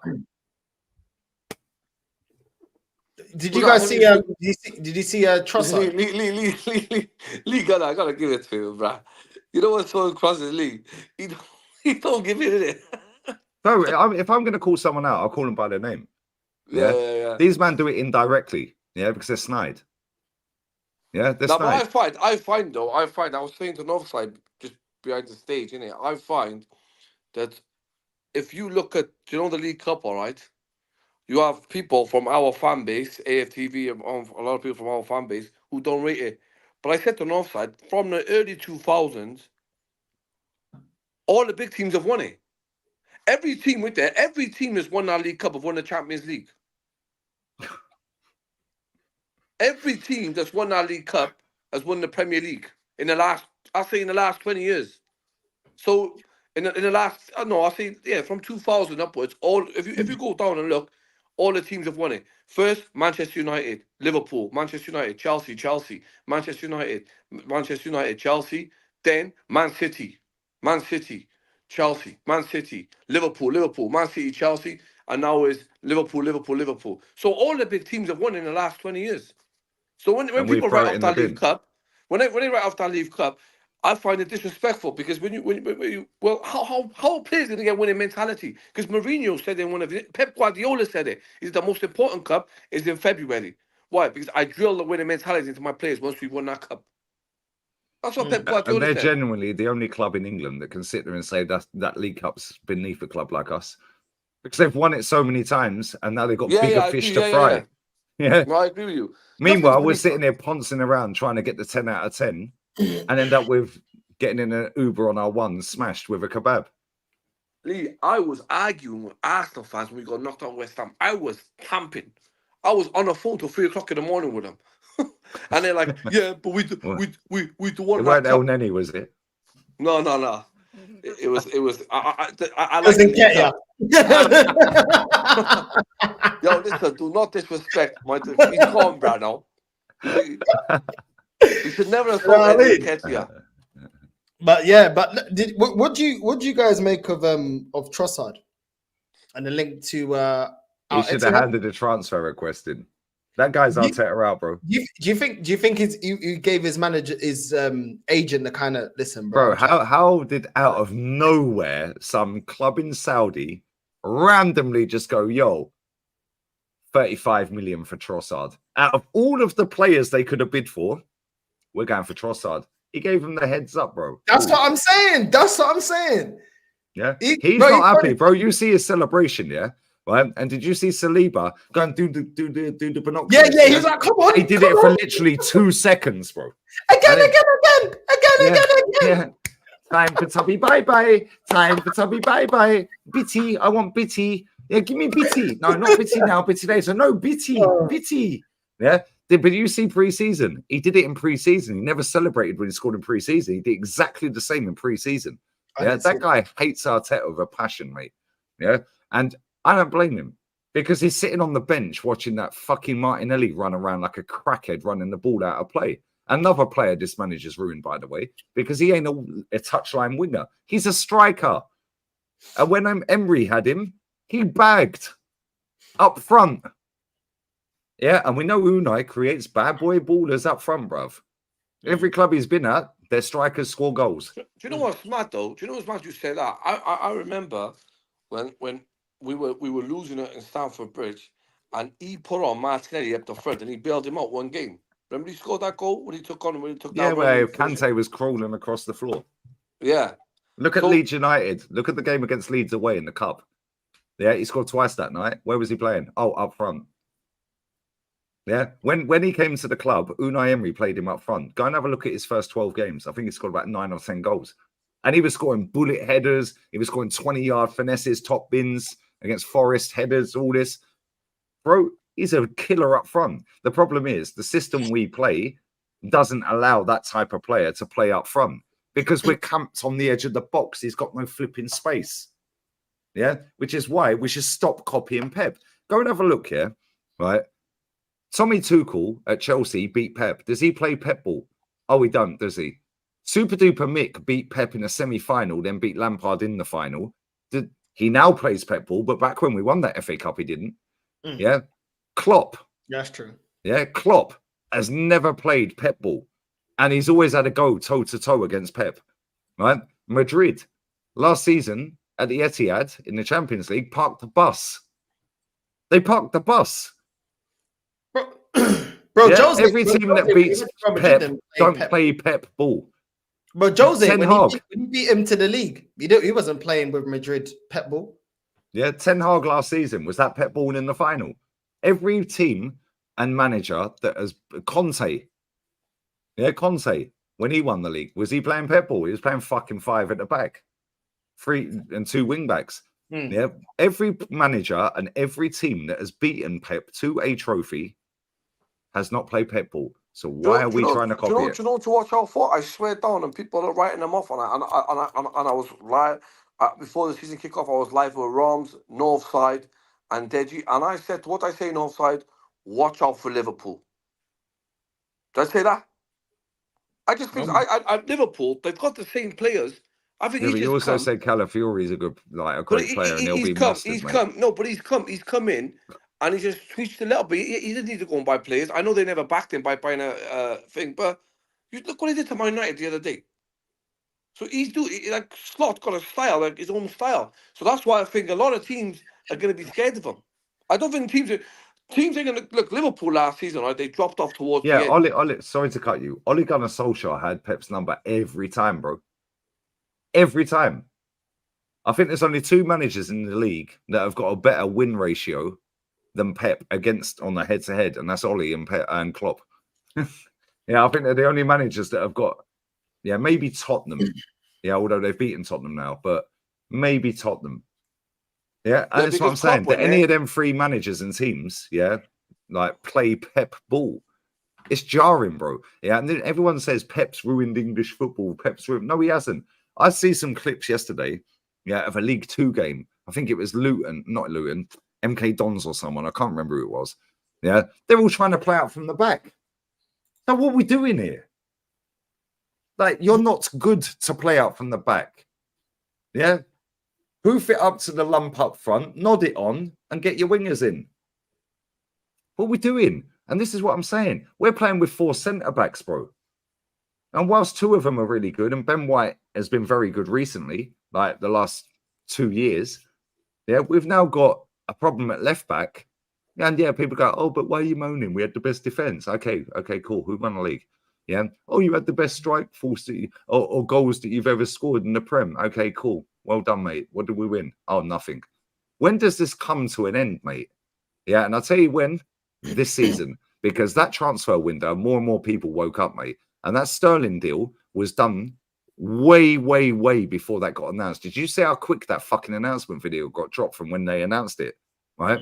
That deal was done all day. And Ornstein and Fabrizio finessed everyone on that Sancho deal and that Sterling deal. That was done the day before, mate. Yeah, and I know for a fact the Reece Nelson deal, 100% I know factually, Reece Nelson was a Fulham player the day before that transfer window, that last day. I knew that.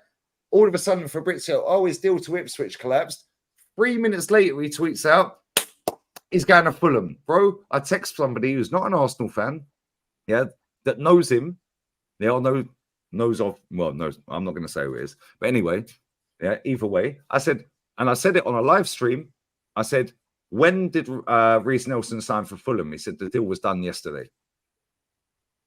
Oh, you got Robbie out here, Don Roberts, sitting there going, oh, well, I'm hearing that Ivan Toney, yeah? Really? I know enough people that know him, mate. 2 of them are best pals, and I know another one of my best pals there that knows a lot of people that work with the guy, bruv. I'm not going to say who they are, but at the same time, the only club who bid for Ivan Toney was Al fucking Ali. But, oh, I'm hearing, yeah? You're hearing, are you? Yeah, maybe you need a fucking ear test, mate. Yeah, do you know what I'm saying? Like, what are we doing here? Yeah, it's all to gaslight. It's all to, like, oh, we tried. What happened to Gyökeres? Where's Nico Williams? I tweeted at half-time in the game the other day, maybe we should bring Nico Williams and Victor Gyökeres on. Danny Olmo. I was waiting for Danny Olmo as well.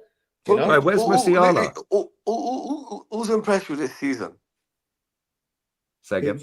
Who's impressed with this season? Like in the first 3 games, who do you think looks Man okay? City. Because they're the only serious club in England, Fuad. Yeah, they're the only serious club. Bro, they're sitting there, right? They're watching us sign Mikel Merino.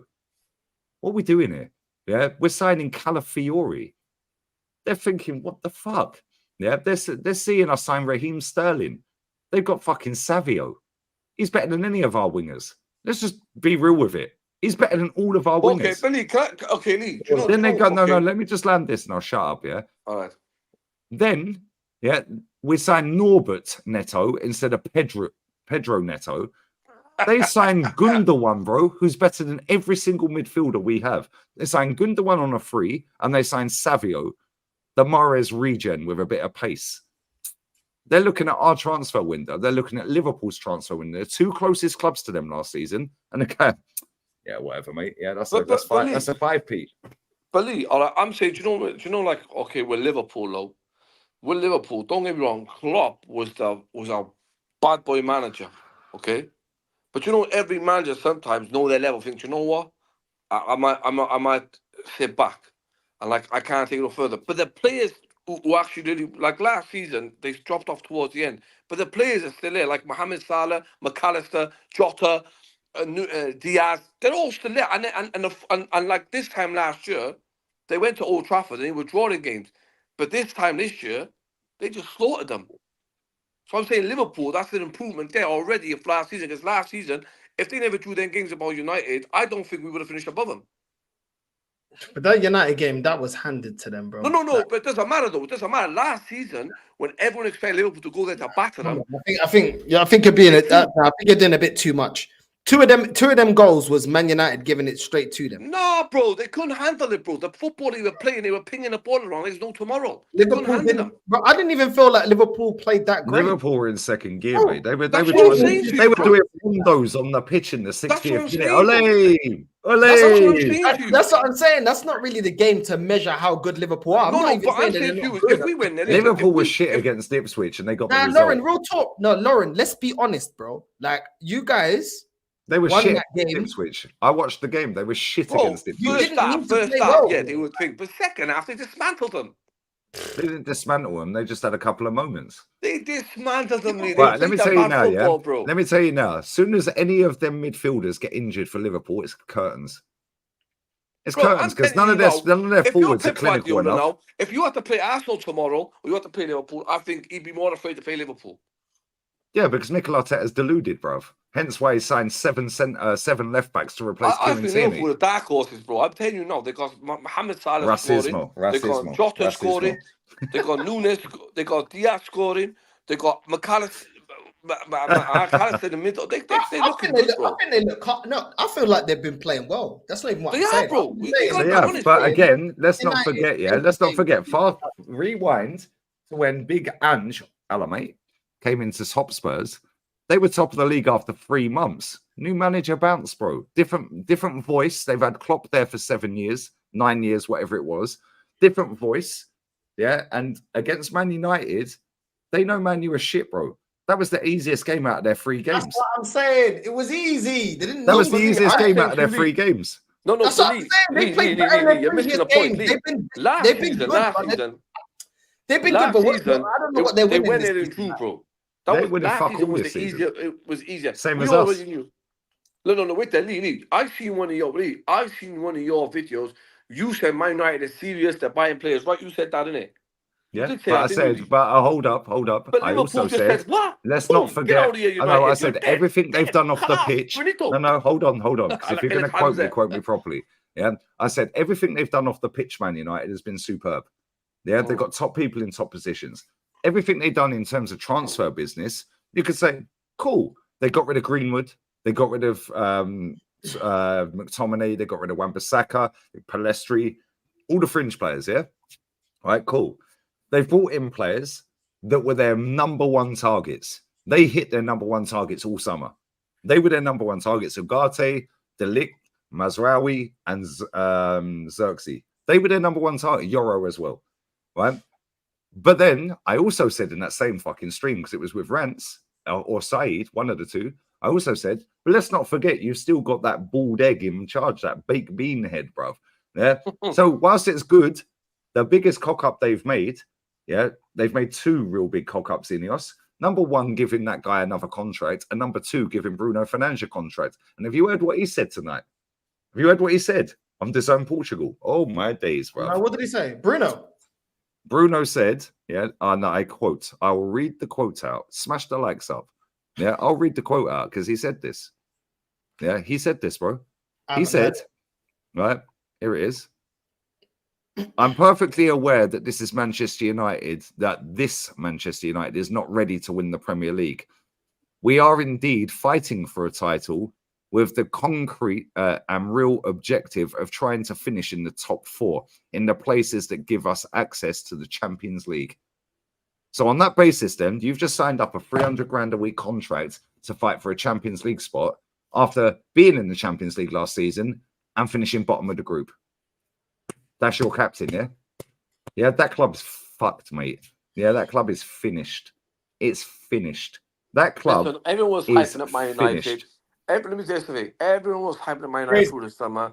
And what happened was Liverpool left, he went to Old Trafford, bust them up, and now everyone's saying Man United have finished. Well, I could have told you that before they played them. I think everybody knew that they were finished anyway. Nah. There were some pundits hyping them up, man. There was people hyping them up. But then, this is what they were saying. Oh, how do you know Slot? Is Slot going to go to Old Trafford? It's a big test for him. Saying, what a big test, bro? The man went there and bust them up, bro. What? Bro, do you know what, bro? They would even play in FIFA football in the box, bro. They could have put 7 past them. That's what I'm saying to you, bro. But that's the point I was there. We're going to go there and look how tight our game is.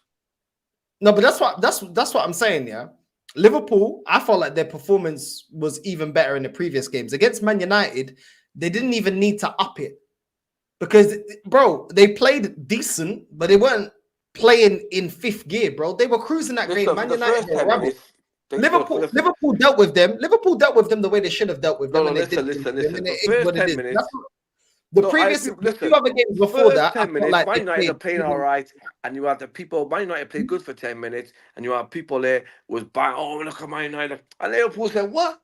Nah, Bam. that was rubbish. Get out of here. We'll finish above Liverpool. Liverpool will be in a top 4 race with Man United and Tottenham. Yeah, and Chelsea. All 3 of them. Man United, Tottenham, and Chelsea with Liverpool. Them 4 are all fighting for top 4. Liverpool, you can't write them off. Arsenal will finish second. Yeah, because we've done enough over the last 3 years. Yeah, to get the top 4. Yeah, but top 4 will be enough for this fan base. Even if we finish 3rd or 4th, it'll be enough for this fan base to keep this geezer in a job again. But even without a trophy. Yeah, but let's not forget, you got these top gooners like a Gale sitting on shows saying, well, if we finish 3rd, I want him sacked. Cool. I'm holding you accountable for that then. Yeah, I've got the clip. Don't worry, I've got the clip. And Northside's got all the clips. Mr. Gunner. Leave the Gunner alone. Let me just get through these things. Hold on. One sec. Let me just get through because they've been here for time and I haven't addressed them. One of them's not a super chat, but I thought, like, big up, bro. Big up Northside, my favorite YouTuber of the year. You've helped me calm my depression down. I've been going through tough times, but you were there for entertainment. Northside, just want to say thank you, G. Big up to you, man. Listen, big up to you, man. I'm glad that I brought some level of happiness or entertainment. Do you know what I'm saying? Yeah, it's not easy. So listen, big up to you, my G. You know what I mean? Big up to you, bro. You're always here supporting the thing. So big up to you, bro. I appreciate that. And I hope you're calm, man. And yeah, man. Toxic and negative for life. Omar, Lee's right. AFTV is dying as people are waking up. Look at the comments in the recent Potts AFTV interview. They're all accusing Robbie of being paid by Arsenal because of delusion. People waking up to Lee. Yeah, listen, it is what it is, man. Big up Omar. Love for the super chat. Big up my G. Big up Omar. Oregon Gooner. Big up to you, Lee. Fire shades, bro, for real. Forget our rubbish, man. Forget our nonsense. Fire shades. Forget our nonsense, bro. Big up my G. This guy. Big up, bro. You got to remember the south side here now. Ain't no friendship big up, here. Omar. As a City fan, I've been calling Sterling to leave for years and that we can win a treble as soon as he leaves. And we did. He can't finish for... Yeah, listen, I hear it. I hear it. Big up, G. Big up. But yeah, man. Do you know what is with it? Do you know what is? Like, Northside. Do you know what is, innit? You know, like with Arsenal, all right? Arsenal fans, all right? They look at it like they, like they don't, like me. When I watch football, I watch other teams, so and I watch how good Man City is. But one thing I give Liverpool, the reason why I think Liverpool would be a threat, because last year they won the League Cup with their kids. So they won't be paying they don't need to pay their Jotas and Salahs and, you know, it's us who needs to win silverware. We're the ones who are going to throw the big boys in there if we want to win. They can rely on their kids because they've done it. They've done it. They got to a final with a young team and beat Chelsea. And that's what I'm saying. Slot haven't just come into everyone thinks this guy's come in. When people talk about, like, I know they get upset why they never bought a number defensive midfielder, number 6, and that guy never went. But in a way, if you look at it realistically, they're tooled up for the league. I think they're gonna be in a title race. They're not gonna be throwing their kids won the League Cup. They beat Chelsea. They beat a £2 billion team in a final. Do you get me? Yeah. 200. Do you get me? So I think Liverpool. The reason why I think Liverpool a challenge because they know their little kids like Harvey Elliott and all them. They got a winning mentality in them. So when they're playing in the cup games, he can rely on them because they've done it. Listen, that's not what I was saying. I was just saying that their 2 previous games before Man United, they played even better. They didn't need to play as good as they played against Ipswich. Okay, no. And the previous game to beat Man United. But that's you know what I'm saying? But I think they're doing well, bro. They didn't have to play. You know what I'm saying? Liverpool doing look, bro. They've already got their wide players. Like Diaz is already now scoring. Do you know what I'm saying?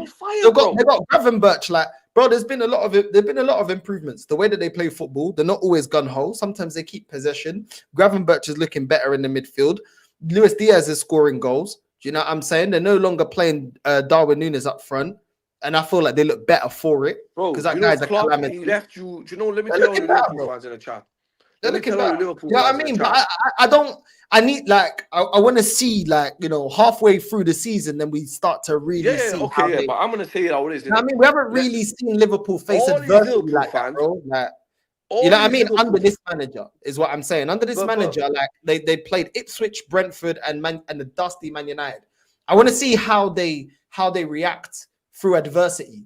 Do you know what I'm saying? For me to really see what's going on. So far, it's been good. Like I said, bro. Liverpool I think though, I'll be honest with you, all the Liverpool fans in the chat, Klopp have left you in a beautiful position.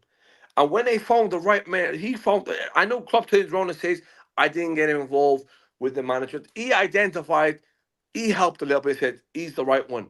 So you're not right. Liverpool fans were panicking about transfers. You got a good team, you got a good squad. You don't need anyone. I'll be honest with you, guys are fine. No, they do. I do think fine, bro.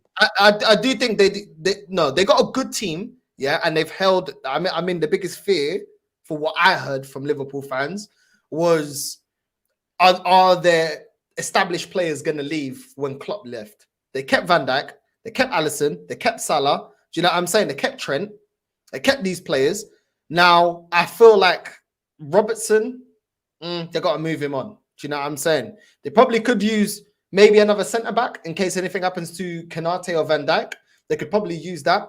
They need another DM because Endo. I mean, they got McAllister, and I rate McAllister. I think McAllister's a baller. I really like him. He's a really good player. And then Slabberslide, that's one of the players that they've got that I don't rate Slabberslide, bro. Yo, I don't know what he's playing better, bro. I don't know what that guy is great at, bro. He just looks like a very meaty player, bro. I don't rate Slabberslide, bro. You know what I'm saying? Like McAllister's everything Slabberslide ain't. Like McAllister, he's a better passer. He's solid in the midfield. Like, I don't know what Slobbo actually brings to that Liverpool team. I don't rate Slabberslide at all. McAllister, baller. Robertson, I don't think Trossard's leaving. Someone just said he's going to Saudi. He ain't leaving, man. They've rejected the transfer window in Saudi shut yesterday. Yeah, he's not leaving. He's not going to Saudi Arabia. Listen, Lauren, Slabberslide would never be rated if he didn't have the Z's in his name, bro. Nah, bro. Yeah, she fancies him anyway. She's told us this. That's the only reason she rates him. She told us this on stream. You remember? He's a good player. He's a good player. You know what I'm saying? Good at what? Yeah, he's a good player, bro. You should even know. Yeah, good at what? He's good. He's a good player, bro. Good at what? He's good at reading the game. Reading the game. Yeah. Man said, what does reading? Okay, so let's because we need context, Northside. Well, what does reading the game mean? He's good at intercepting. He's good at defense. Have you got his stats? Like, what's his interceptions, his ball recoveries, his duels, headed duels, ground duels? You got all of them. This season he's been playing very well. It's 3 games, bruv.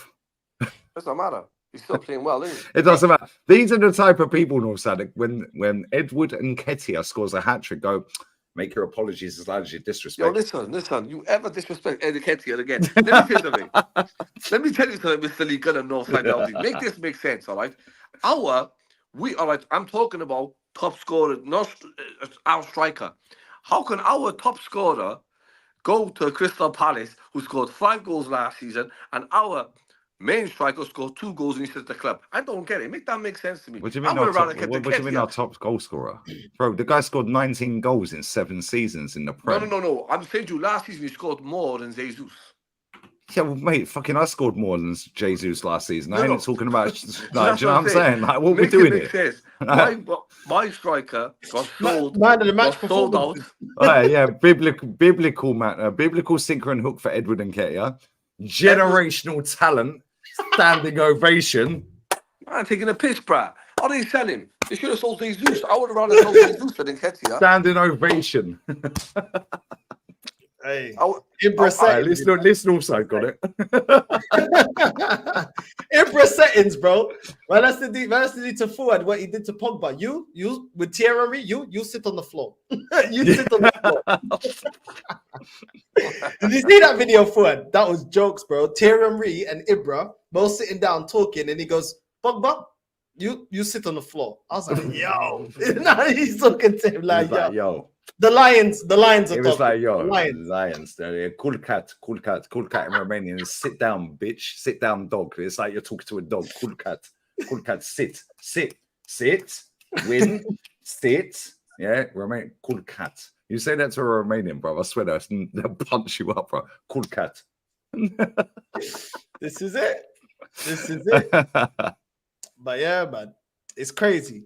It's crazy. But yeah, man. The Liverpool fan that's telling me, "Oh, you don't watch Liverpool. Robertson's been good, bro. Robertson's been playing. Your 3 games has been against a dusty Man United, Brentford that are trash, and Ipswich that are trash. Like, relax. Real talk, relax. Like, Robertson, he's done out here. I'm telling you, like, he's finished. His legs are gone. But yeah, okay. But no worries, no worries. We'll talk at the end of the season. It is what it is. It is what it is. I'm more used to top gooners, not top reds. So I'm new to this. You know, I'm new to this. But this is their heritage to cry. Anyway, look at Lauren. Look at Lauren. Lauren, I'm sorry, man. Sobo, that guy's average, man. I don't rate him. I don't rate him. Lauren, don't listen to these two. They don't rate no one in football. I rate no, we don't, because I rate Yamal, I rate Savio, I rate Bruno, I rate McAllister. Don't rate these two. These guys are just rating. I rate Haaland as a goal scorer. If you're gonna I rate Ronaldo as a goal scorer. I rate Messi. He's still kicking ball. He's the greatest ever. Yeah. I rate Gundo. Yeah. Like, what are we doing here? What do you mean we don't rate anyone? We rate proper footballers, mate, not this trash we're watching now. Yo, do you know what happens if Liverpool? I rate Alex Baena at Villarreal. Yeah. I rate Dani Olmo. Yeah, I rate Kubasi, the centre back for Barca. Yeah, I rate Rudiger. I rate Modric. Yeah, what are we doing here? Yeah, Vinny Jr., Rodrigo. Yeah, Brahim Diaz. Who do you rate in the Premier League, Mr. Gunner? Who do I rate in the Prem? Savio, Bernardo Silva, Foden. Yeah. Salah. Do you rate Salah? Salah for his output, yeah. Oh, yeah, you have to rate. Look at the output. You have to rate the output. You have to rate the output.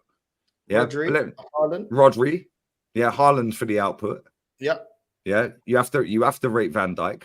Yeah, you have to rate Van Dijk, top centre back. Yeah, Alisson, Edison, yeah. Emi Martinez. Yeah, like, what are we doing here? Yeah, even. Yeah, see, this is where Saliba, yeah, Paqueta, decent ballers, Bruno Guimaraes.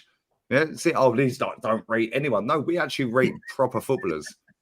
Yeah, we don't just rate crap. What about Bruno Fernandes? I prefer not to speak. If I speak, I am in big trouble, guys. I don't want to be in big trouble, guys. He is a specialist in failure. He is a specialist in failure. He left Sporting Lisbon, yeah, and as soon as he left, they won a title the next season. Yeah, literally, while he was at Sporting Lisbon, he handed Benfica and Porto trophy after trophy after trophy because Sporting was shit while he was there. He then goes to Man United and handed Man City a treble and a 4-peat. Yeah, what are we doing here?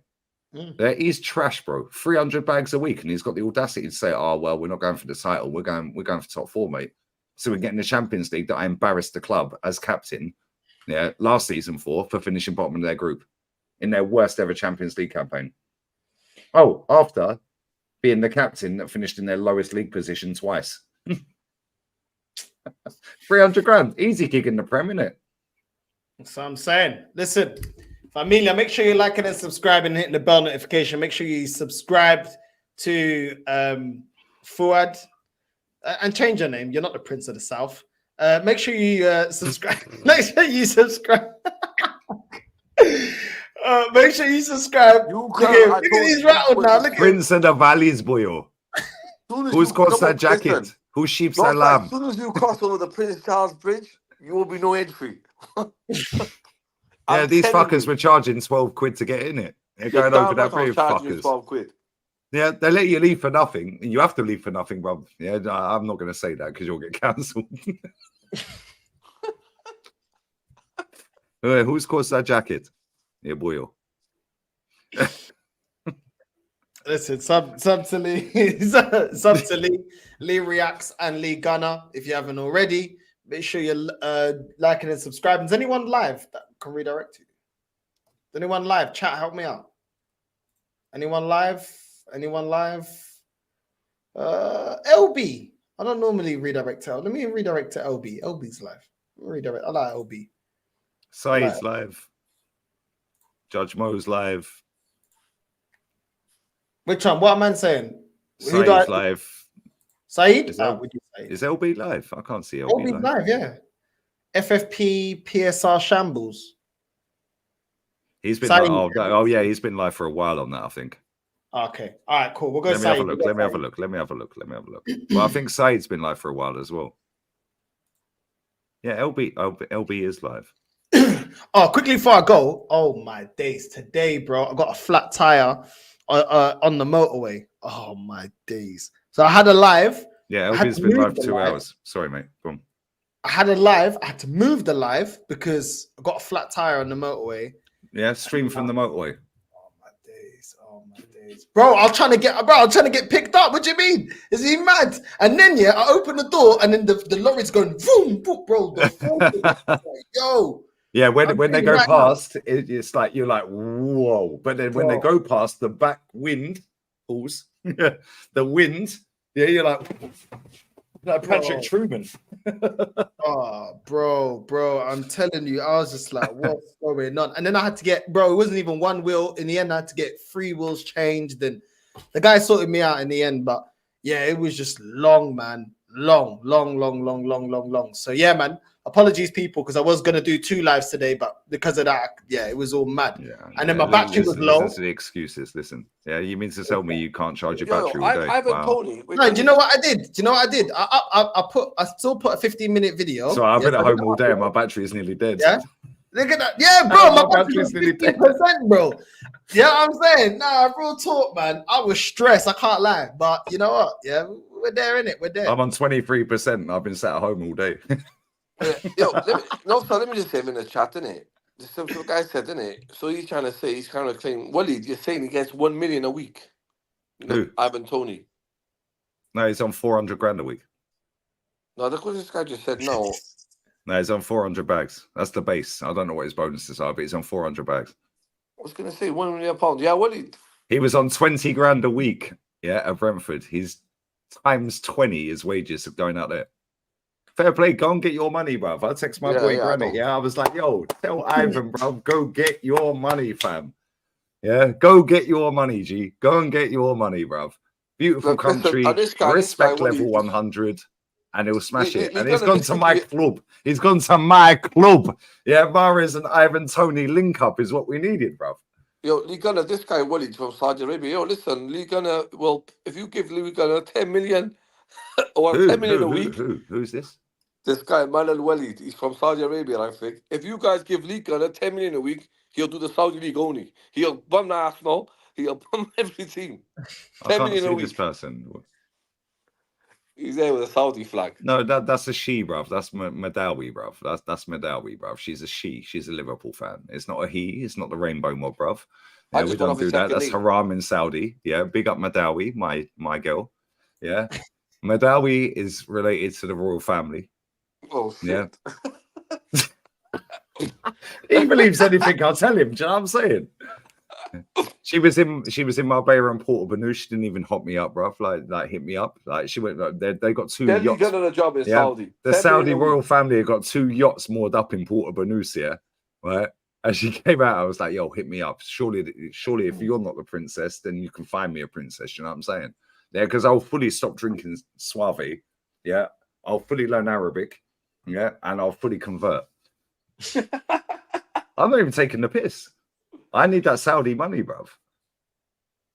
Gotta get the bag, man. You know what I mean? Bill's gotta get the bag, bro. I don't. Gotta get the bag. And you'll be stress-free as well. You'll be stress-free. Tax-free, stress-free. Like, anyone starts giving it the big one, they know the rules in Saudi, bruv. You know what I'm saying? That shit don't roll out there.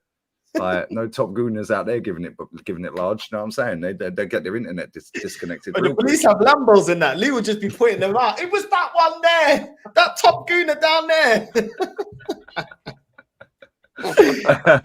That's crazy. Saeed's been live for an hour and 20, I think, and he's got about 20 man on his channel, bruv. So I think he'll stay live. LB's been live for over 2 hours. So okay, we'll up to you. It's your channel, innit? We'll go Saeed. Right, people, we're redirecting to Saeed. Big up, familia. Make sure you're liking and subscribing. We'll be back tomorrow. Wait, very quickly. Sorry to cut you off. Madawi, is non-alcoholic cerveza allowed? Yeah, it is. Non-alcoholic beer. Yeah, cool. Sign me up, babes. Yeah, slide in the DMs. Slide in the DMs. My Arab friend, he always drinks non-alcoholic beer. But that's not haram, no? Because it's still beer. It's still beer, no? But it's non-alcoholic because it still has a tiny trace of alcohol in it. Because my dad's diabetic. Zero. Yeah, but the zero, the sin alcoholic, yeah, right? My old man's diabetic, so he can't drink alcohol, right? But even the non-alcoholic beer still has a tiny trace of beer in it. The even says it on the back of the can. Brad. The ones in the Middle East don't, it's no alcohol in ours. Man says smuggle some moonshine. He's fucking hilarious, that girl. Madawi, hit me up. Yeah, it's fine. Cool. Madawi, I expect to be on the private jet from Malaga at 9 a.m. Yeah, courtesy, yeah, of the royal family. Tell him, yalla, yalla, yalla. Tell him really, yalla, yalla, yalla. What does that mean? I ain't saying that if I don't know what it means. Come now. Come. Pause. Yeah, pause. Yeah, no sex before marriage, bro. You know what I'm saying? Yalla, yalla, yeah, that's haram. Come get me. Like, See, I already know, bro. See, I'm kind of there. I just need the money now. I said, Lee's too British. He can't quit the beers. Just give me the non-alcoholic, mate. Just give me the non-alcoholic. As long as I got fish and chips. Yeah, fish and chips. Yeah, and beans on toast. Cod and chips. Listen, when you see and a Fanta limon. you did that all summer, you pussy, yeah? I swear down, yeah. This dickhead, yeah, Portugalia, he was doing Portugal, yeah, fish and chips, yeah, fish and chips, yeah, and a Fanta limon. Them summer streams were goated, I can't lie. Yeah, the summer streams were hilarious, man. They were fun, I can't lie. It's nice now, though, isn't it? We can chill a little bit. We don't have to do so much. Well, we still have to do much, but we don't have to, like... Yo, Lauren, you got waved on the girl talk. I can't lie. You got waved, Lauren, man. You got waved. But no, she was doing a Lee Gunner impression with, like... wait, she cooked you. I can't lie. She did, to be fair. Bruh. She nailed the impression perfectly. Lee was like this. She's like, no, I can't, no. I was like, I can't even argue with her because she's spot on. I was like, literally. Now, when somebody just gets your impression so spot on, you're just like, meh. It's like, I can't even argue with her. Oh, no, she was sick on Saturday, bro. Oh, I'm telling you. But listen, people, make sure you're liking and subscribing to the team. Make sure you're liking and subscribing each and every time. We'll be back tomorrow. Love, we're out.